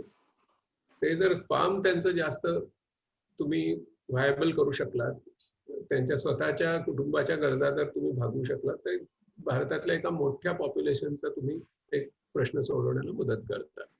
आणि त्याच्यासाठी जे पूरक असे जॉब्स आहेत त्या इकॉनॉमीमध्ये, तर त्याच्यासाठी युवांना तयार करणं, एक पर्यायी जॉब्स होऊ शकतात. कारण आपल्याकडे सर्व प्रकारचं एक्सटेन्शन जे आहे ते नो एक्सटर्नल इनपुट ॲग्रिकल्चर याच्यावर आधारलेलं नाही किंवा लो एक्सटर्नल इनपुट ॲग्रिकल्चर याच्यावर आधारलेलं नाही, संजीवक शेतीवर आधारलेलं नाही, एक्सटर्नल इनपुटवर आधारलेलं आहे आणि तिथेच खरं म्हणजे गोंधळ व्हायला सुरुवात होते. दुसरा जो भाग मी मांडला तो म्हणजे फ्रीलान्सिंग विषयी मांडला की ज्याच्यामध्ये साधारणपणे गावाकडच्या एखाद्या 10वी-12वी झालेल्या मुलींनी काही टूल्स आत्मसात केली. तिला जर समजा एक स्मार्टफोन, एक तुमचा लॅपटॉप आणि 4G कनेक्शन अशा प्रकारची काही सेंटर्स उभी राहिली की जिथे मुलींना जाऊन थोडंसं काम करता येईल. दिवसाला 2-3 तास काम केलं असतं, साधारण 6,000 ते 7,000 रुपये असं क्वांटिफिकेशन मी केलं होतं मिळकतीचं, हे मिळू शकतात. त्याच्यामध्ये जरूर काही चढ उतार होऊ शकतात थोडेफार. माझ्याकडे ओरिसातल्या मुलांचा दर महिन्याचा डेटा आहे आणि फक्त कोरोनाच्या काळामध्ये एप्रिल-मे महिन्यामध्येच फक्त ते खाली गेलेलं आहे असं मला लक्षात आलं. कारण त्या प्रत्येक मुलीचा डेटा ठेवला जातो आणि ओरिसातल्या मलकनगिरी सारख्या जिल्ह्यातली ती काही मुलं निवडून तशा प्रकारे त्यांना ते शिकवून करतात की नाही वर्स्ट केस डिझाईन, असं तो पर्यायी रोजगार होऊ शकतो का? आज त्याच्यामध्ये खूप मोठं पोटेन्शियल आहे. आता साधे लग्नाचे फोटो येतात, आता लग्न सध्या होत नाही ते सोडून द्या, पण 3-3, 4-4 हजार फोटो येतात आणि फक्त बोटाचा वापर करून काही आर्टिफिशियल इंटेलिजन्स टूल्स वापरून ते फोटो फिनिशिंगचं काम मुली करतात. 3,500 रुपये मिळतात. आता तर मुली त्याच्या पुढे गेल्यात. ते फोटो फिनिशिंगचं काम आलं की बिडिंग न करता आधी काम पूर्ण करतात आणि म्हणतात तुम्ही 3 सेकंदात डाउनलोड करा, 3,500 रुपये भरा, तुम्हाला 3 सेकंदात डाउनलोड करा. अशा प्रकारची पण कामं.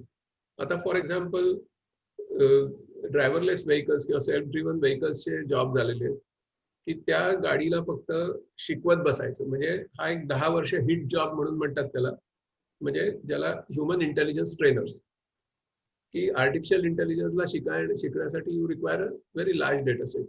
सो त्या मुली फक्त शिकवत राहतात की हा स्पीड ब्रेकर आहे, हा लॅम्प आहे. आता हे लो क्वालिटी जॉब आहे का नाही हा वेगळा विषय, पण त्यांना मिळकत मात्र मिळते ही महत्वाची. ही फुटपाथवर बाई चालली आहे, तिच्या एका लहान मुलाने तिचं बोट धरलंय, ते मूल पटकन उडी मारेल, अशा वेळी गाडीने काय करायचं वगैरे वगैरे, असे बरेच प्रॉब्लेम्स असतात. आणि 1-1 लाख मुलींनी ते ज्यावेळी सोडवतात त्यावेळी त्याच्यातून स्टॅटिस्टिकल अंडरस्टँडिंग, जजमेंटल हे आर्टिफिशियल इंटेलिजन्स लर्न करतात.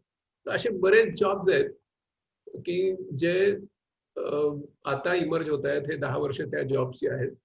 तर त्याच्यामुळे ते फ्रीलान्सिंग पोर्टल्सवर जनरली येतात आणि तिथे आपल्या मुलांना घेऊन गेलं पाहिजे. आणि ते जॉब्स करण्यासाठी शहरात येण्याची गरज नाही, ते त्यांना शिवार वस्त्यांवर पण करता येतील. काही एनेबलिंग त्यांना प्लॅटफॉर्म दिला, इंटरनेट कनेक्शन दिलं तर ते होऊ शकतं.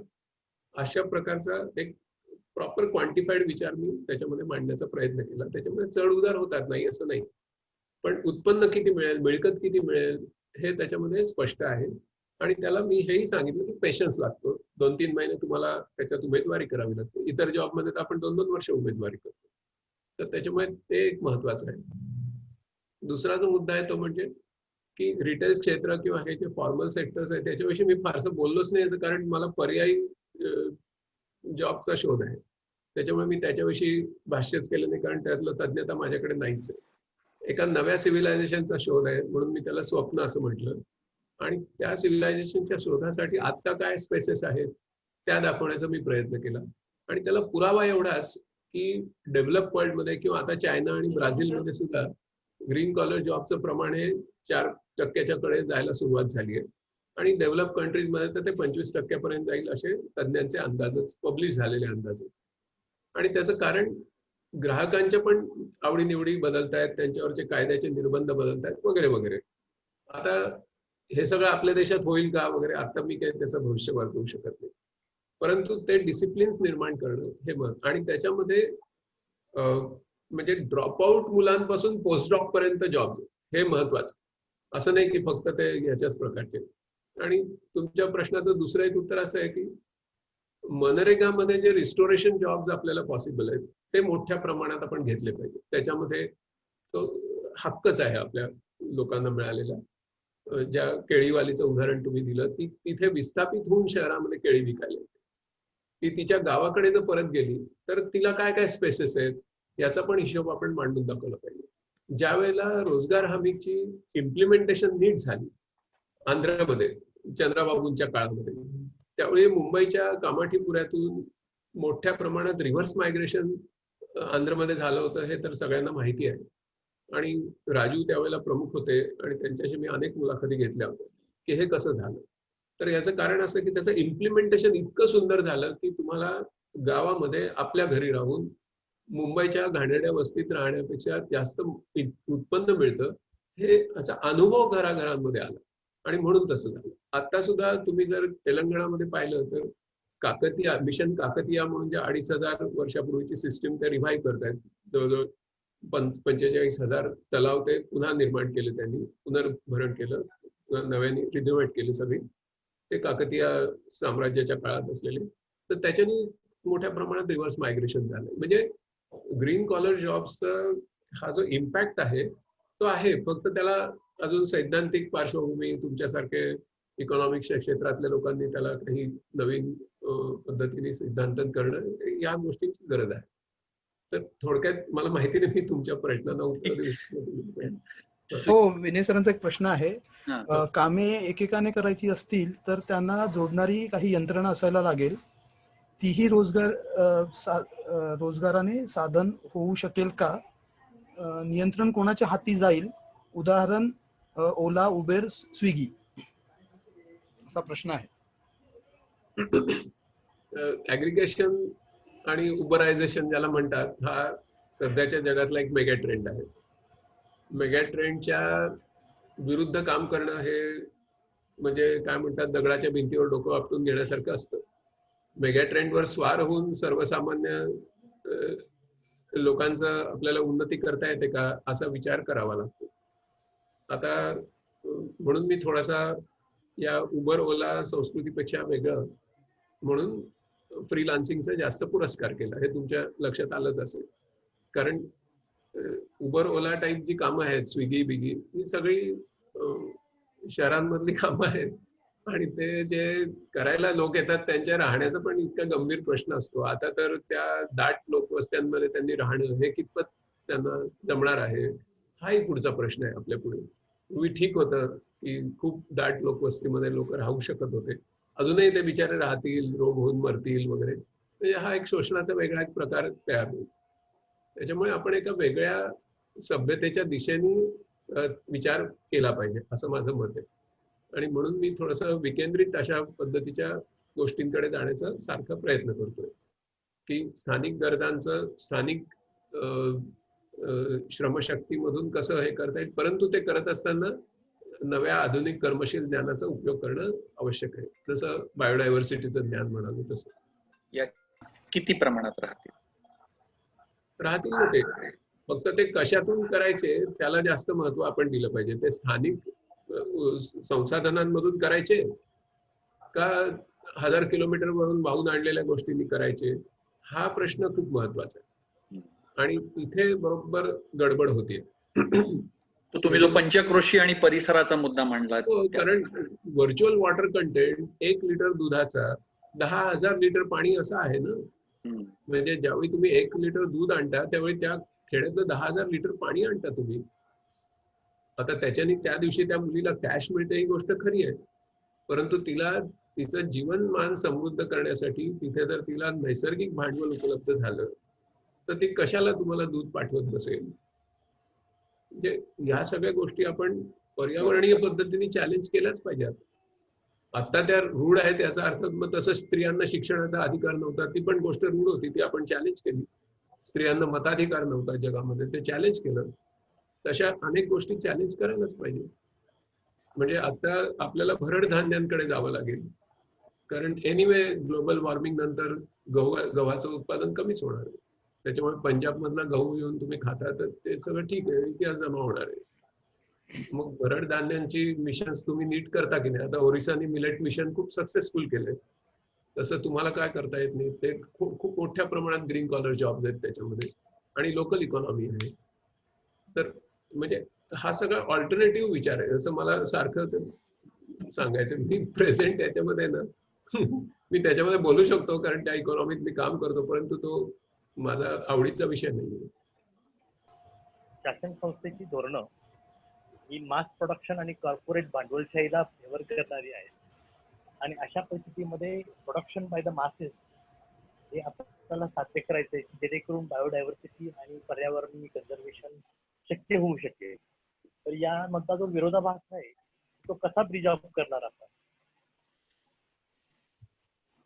ते सांगितलं ना, संघर्ष करावा लागतो. हा सगळंच काही वाढून ठेवत नाही, संघर्ष करावा लागतो ना. संघर्षाला पर्याय नाहीये आणि आयुष्यात संघर्ष केला पाहिजे. नंतर ज्ञान वापरून संघर्ष केला पाहिजे. ज्या काही नव्या म्हणजे पद्धती येतात त्या पूर्वीच्या याला संघर्ष करूनच पुढे येतात, एकदम काही येत नाही. नुसतं डॉक्टरांनी हँड वॉशिंग करावं, आता आपल्याला हँड वॉशिंग सांगितलं जातं, पण डॉक्टरांनी दवाखान्यात हँड वॉशिंग करावं याच्यासाठी सेमेल वाईजला जीव द्यावा लागलेला आहे. असं लक्षात घ्या तुम्ही. अशी कुठली ते संघर्ष केलेला आहे त्या माणसांनी त्याच्यासाठी. असं कुठलं होत नाही एकदम. आणि त्याच्यामुळे आपल्याला त्याच्यासाठी म्हणजे त्याचा बिनतोड आर्ग्युमेंट डेव्हलप करावं लागतं. आणि आता तर काय रोजच्या जीवनात आपण रोज आपत्तींचं सामोरं जातोय. आता इतके दिवस फक्त बंगालच्या उपसागरात आपत्ती येतात असं आपल्याला शाळेत शिकवलं गेलं होतं. आता तर अरबी समुद्राचं तापमान वाढतंय, त्याच्यामुळे तिथे वादळं यायला सुरुवात झाली. आणि कोकणचं काय झालंय तुम्ही जाऊन बघा, मग कळेल तुम्हाला. त्याच्यामुळे आता आपल्याला पर्यायी विचारावर जावंच लागेल. त्याचा काही दुसरा मार्ग नाही आपल्यासमोर. आणि गांधी बाबा सांगत होता ते आपण दुर्लक्ष केलं 100 वर्षापूर्वी. आता 100 वर्षांनी त्या हिंद स्वराज्याबद्दल प्रत्येक वाक्य खरं ठरतंय. आता म्हणजे आता काय सांगायचं तुम्हाला. प्रोडक्शन बाय मासेस कडे आपल्याला जावं लागेल. फक्त त्याच्यात आधुनिक कर्मशील ज्ञान मात्र नक्की वापरलं पाहिजे, ही महत्वाची गोष्ट आहे.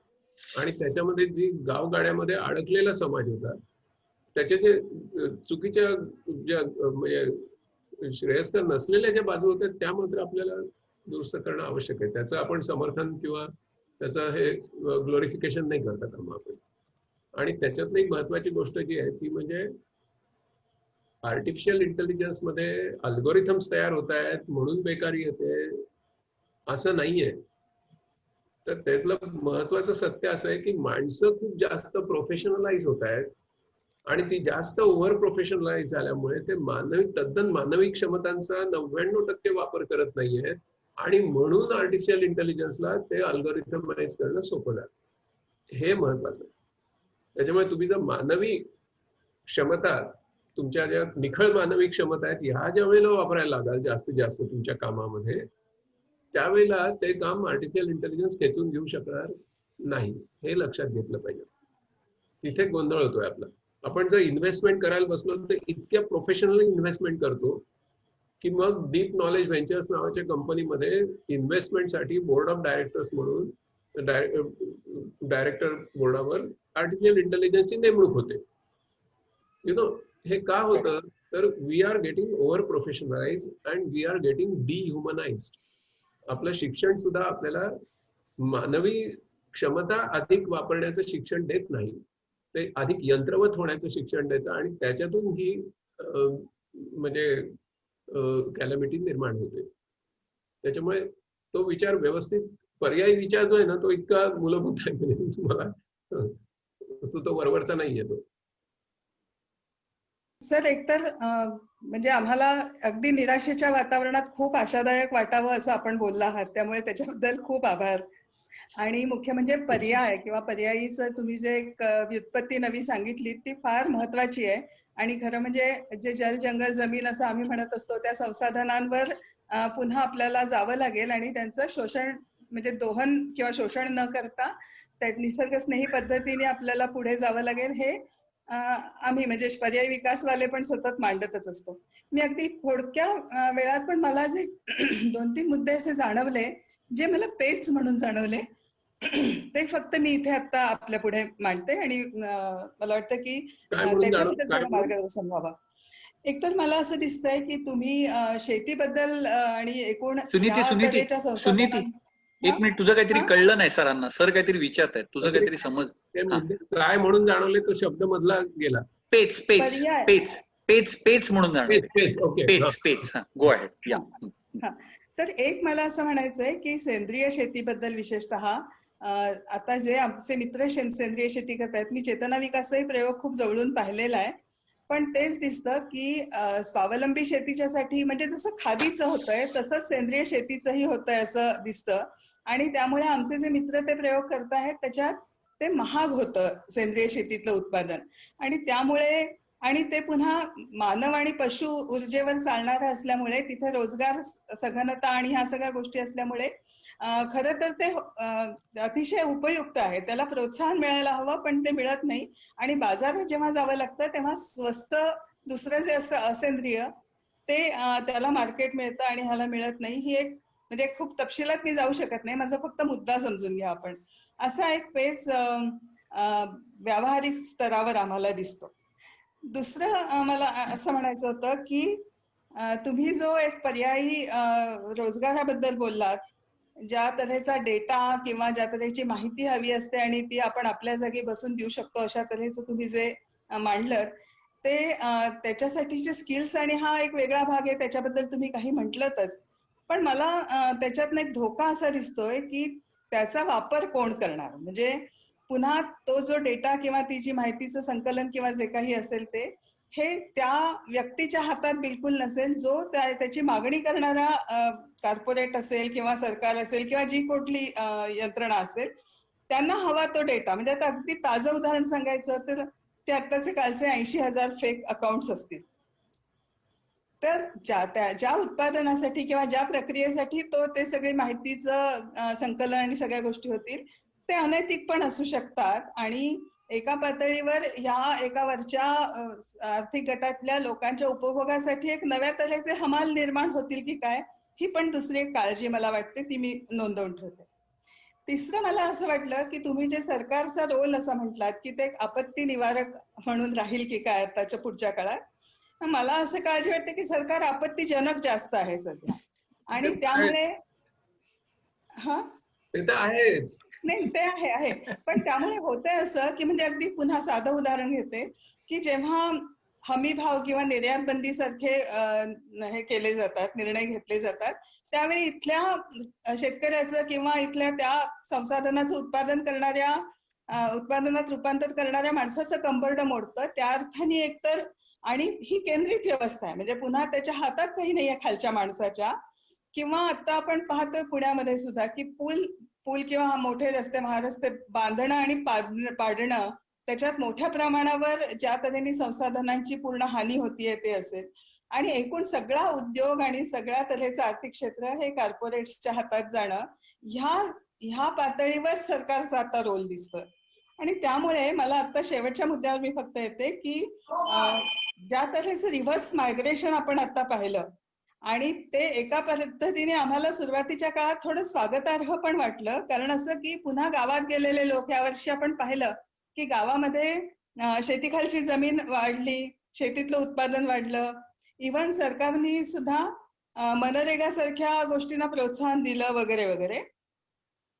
पण तिथे पण एका तऱ्हेने हे जर होऊ शकणार असेल आणि पुन्हा महानगर ही संरचना जर आपल्याला वायबल नाही असं लक्षात आलं, तर खरं तर त्या पर्यायाकडे जाण्याची सुद्धा क्षमता कुठल्याही एखाद्या छोट्या गटाची किंवा एकेकाची इंडिव्हिज्युअल्सची नाही आहे.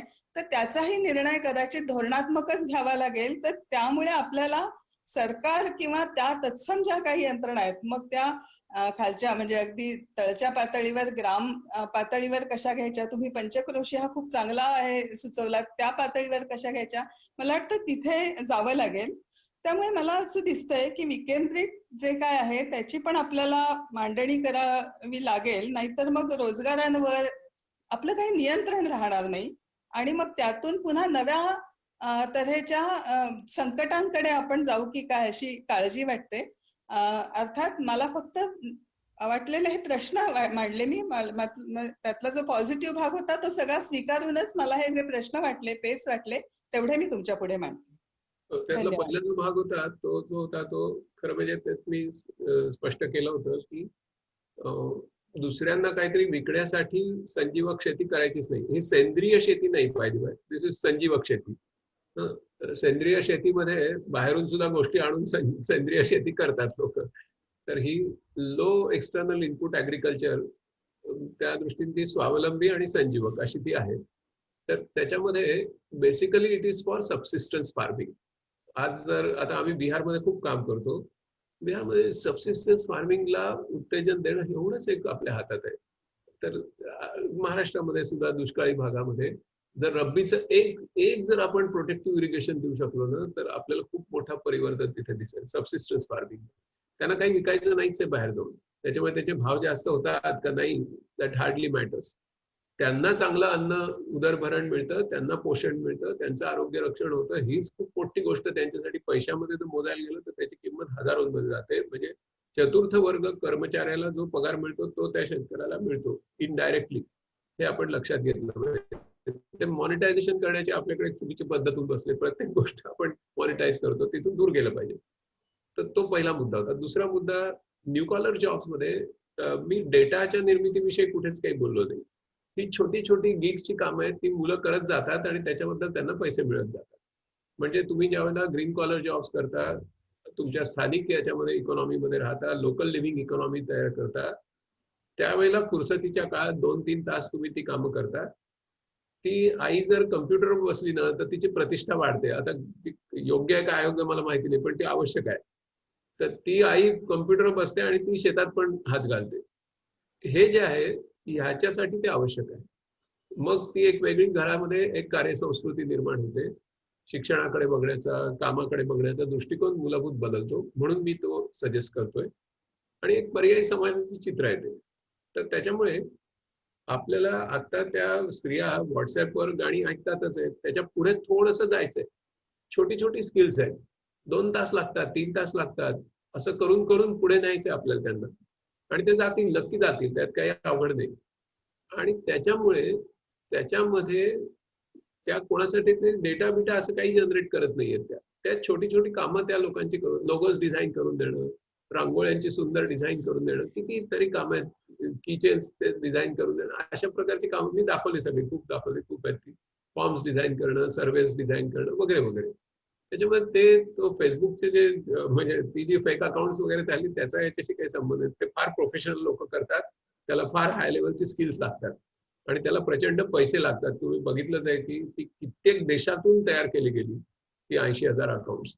तर तो वेगळा मुद्दा आहे. आणि तिसरा जो तुमचा भाग होता तो हा होता की म्हणजे संघटन आणि संघर्ष हे केल्याशिवाय हे होईल असं मला वाटत नाही. म्हणजे त्याच्यामुळे मायग्रंट लेबर जे परत आले त्यांना या पद्धतीने आपल्या गावातलं नैसर्गिक भांडवल वाढवणं, तिथे बायोमास सोर्सेस वाढवणं, हळूहळू तिथे खनिज ऊर्जेचा वापर कमी करत नेणं, एक वेगळ्या प्रकारची जीवनमान निर्माण केलं. ह्या गोष्टी कालक्रमात होतात. त्याच्यामुळे त्याचं एकदम असं म्हणजे संघर्षाशिवाय काहीतरी होईल, संघटनेशिवाय होईल, तर त्याच्यात स्वसंघटन ही जी नवीन गोष्ट तयार होते ती संघटनेशिवाय संघटन किंवा नेत्याशिवाय स्वसंघटन, या ज्या नवीन ट्रेंड्स निर्माण होत आहेत आता समाज माध्यमांमधून होत आहेत किंवा काही, तर त्याचा सुयोग्य वापर आपण करून घेतला पाहिजे. की एक असामान्य व्यक्तींचा काळ संपलेला आहे, गांधींसारखे, नेल्सन मंडेला. सर्वसामान्य लोकांच्या असामान्य सामूहिक कृती मात्र आता होऊ शकतात. त्या दिशेने आपल्याला जाता येईल का, असा विचार त्याच्यामध्ये, तो त्याच्यातला सांस्कृतिक भाग तो आहे खरं म्हणजे. मला खूप विस्तृत असा विषय आणि खूप भरपूर त्याच्यावरचं काम, प्रत्यक्ष आणि विचार आणि त्याच्यातलं ज्ञान असं सगळं असलेल्या व्यक्तीला अशा 2 तासाच्या सत्रासाठी बोलवणं हेच मला थोडंसं दडपण होतं. पण जी मैत्री डेव्हलप झाली आहे अन्य कारणाने, तिचा वापर करून मी विनंती केली आणि सरांनी खूप आनंदाने मान्य केले. आणि त्यांचा तो पॅशनचा आणि आवडीचा विषय तुम्ही पाहिलं असेल. आणि दर 2 मिनिटांनी ते म्हणवते की वेळ नसल्यामुळे मी संक्षिप्त बोलतोय, त्यामुळे त्याच्यात खूप आणखीन तपशिलाने समजून घेण्यासारखी देखील त्याच्यामध्ये बीज त्यांनी आज पेरून ठेवलेली आहेत. आणि त्यांचं सगळंच्या सगळं सगळीच्या सगळ्या ठिकाणी सगळ्याच्या सगळ्या लोकांनी इम्प्लिमेंट करावा असा त्यांचाही आग्रह नाही किंवा तसा दृष्टिकोनही त्यांनी मांडणीमध्ये केलेला नाहीये. तर त्याच्यातनं स्थानिक परिस्थिती, म्हणजे ज्याला आम्ही रिसोर्स मॅपिंग म्हणतो लोकल लेवलवरचं, त्याच्या अनुषंगाने म्हणजे तिथली ह्युमन रिसोर्सेस असतील, नॅचरल रिसोर्सेस असतील, इतर गोष्टी असतील, ते मॅपिंग करून तिथल्या स्थानिक पातळीवर व्यापक ग्लोबल कनेक्शन करून ग्लोकलायझेशन कसं करता येईल अशा प्रकारची ती मांडणी आहे. आणि तो एक वेगळा, पूर्णपणे वेगळा विचार आहे, म्हणजे ज्या वर्तमान व्यवस्था आहे त्याच्या पलीकडे जाणारा तो विचार आहे. त्यामुळे त्या दृष्टीने मला ह्या मांडणीचं खूप महत्व वाटतंय. आणि मी सरांना म्हटलं होतं, आता सुरू होण्यापूर्वी देखील आम्ही बोलत होतो या विषयावर, की या मांडणीतला जो कृतीचा भाग आहे, ज्याचा उल्लेख अनेकांनी प्रश्नामध्ये आणि सरांनी उत्तरामध्ये केलेला आहे, की संघटन आणि संघर्षाचा. आणि मेधाताईंनी देखील 1-2 महिन्यापूर्वी या प्रकारचा एक लेख एका ठिकाणी लिहिलेला आहे, की आता हे जे मजूर परत जात आहेत त्यांना घेऊन, नुसता लेख नाही, आमच्या संघटनात्मक चर्चांमध्ये देखील त्यांनी हा आग्रह धरलेला आहे, की यांना स्थानिक स्तरावर सन्मानपूर्वक रोजगार, ही भूमिका. सुरुवातीला अभिषेकने प्रास्ताविकात जी सिमिलॅरिटी दाखवली NAPM आणि MKCLच्या विचारांमधली, ती इथेही दिसली असं मला वाटतंय. प्रोव्हाइडेड, म्हणजे हॅव्हिंग सेड धिस, याच्यामध्ये गॅप्स असतील, काही तपशिलातले मतभेद असतील, हे मी मान्य करून, त्या तपशिलात आता मी जात नाही, कारण की literally we have spend more than 2 hours. म्हणजे ही बोलायची पद्धत असते, 2 तास सत्र चालू आहे, पण आपण प्रत्यक्ष 2 तासाहून जास्त वेळ याला एंगेज राहिलेलो आहोत आणि अजून खूप वेळ चालू शकते चर्चा, अशी क्षमता या मांडणीमध्ये आहे. तर मला असं वाटतं की या सत्राच्या अनुषंगाने सरांच्या डोक्यामध्ये, खातूबाई आज येऊ नाही शकले, परंतु मी खातूबाईंना ही लिंक पाठवेन आणि ती पूर्ण ते बघतील, कारण की सरांचे लेख आल्याबरोबर खातूबाईंची आणि सरांची चर्चा झाली होती. संजू चांदोरकरने पण चांगले मुद्दे मांडले.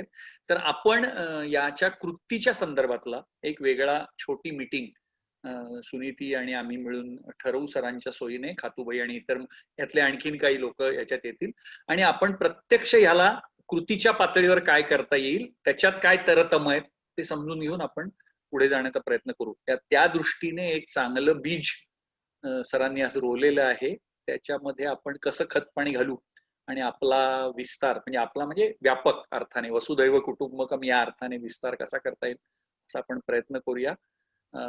मला असं वाटतं की ही जी मालिका आपण चालवतो आहोत ती प्रामुख्याने अभ्यास सत्र ही एवढ्यासाठीच आहेत की कार्यकर्त्याला सगळं समजावं काय सुरू आहे आजूबाजूला. त्याच्या जीवनातला प्रश्न ताबडतोब सुटेल अशातला भाग नाही, परंतु त्याची दिशा समजणं, त्या दृष्टीने आज जी मांडणी झाली आहे ती खूप वेळ आपल्याला विचार करायला लावेल. आणि मी सुरुवातीला म्हटलं होतं त्याप्रमाणे विजय तांबेंनी मांडलेली 4थी औद्योगिक क्रांती, संजूनी नंतर मांडलेलं चांदोरकरांनी कोरोनोत्तर अर्थव्यवस्था, आणि हे असं सुसंगतपणे आपण हे पुढे नेऊ शकलो कृतीच्या पातळीवर, तर that will be really useful for the community. जिंदाबाद. अभिषेक. धन्यवाद. यस.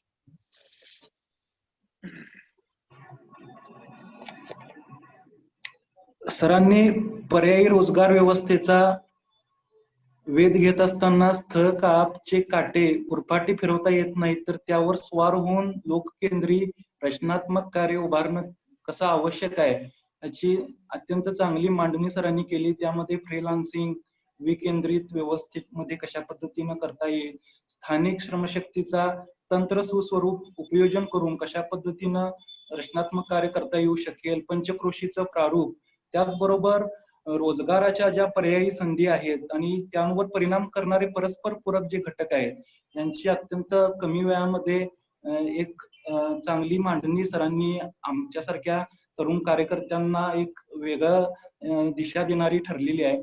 आणि सरांनी एकदम कमी वेळामध्ये एवढा मोठा, खरं तर खूप व्याप्ती असलेला विषय आणि त्याचे सूक्ष्म बाजू आहेत यांच्या त्या सर्वांसहित सरांनी आम्हाला एक प्राथमिक एक दिशा एक स्पष्ट झाली.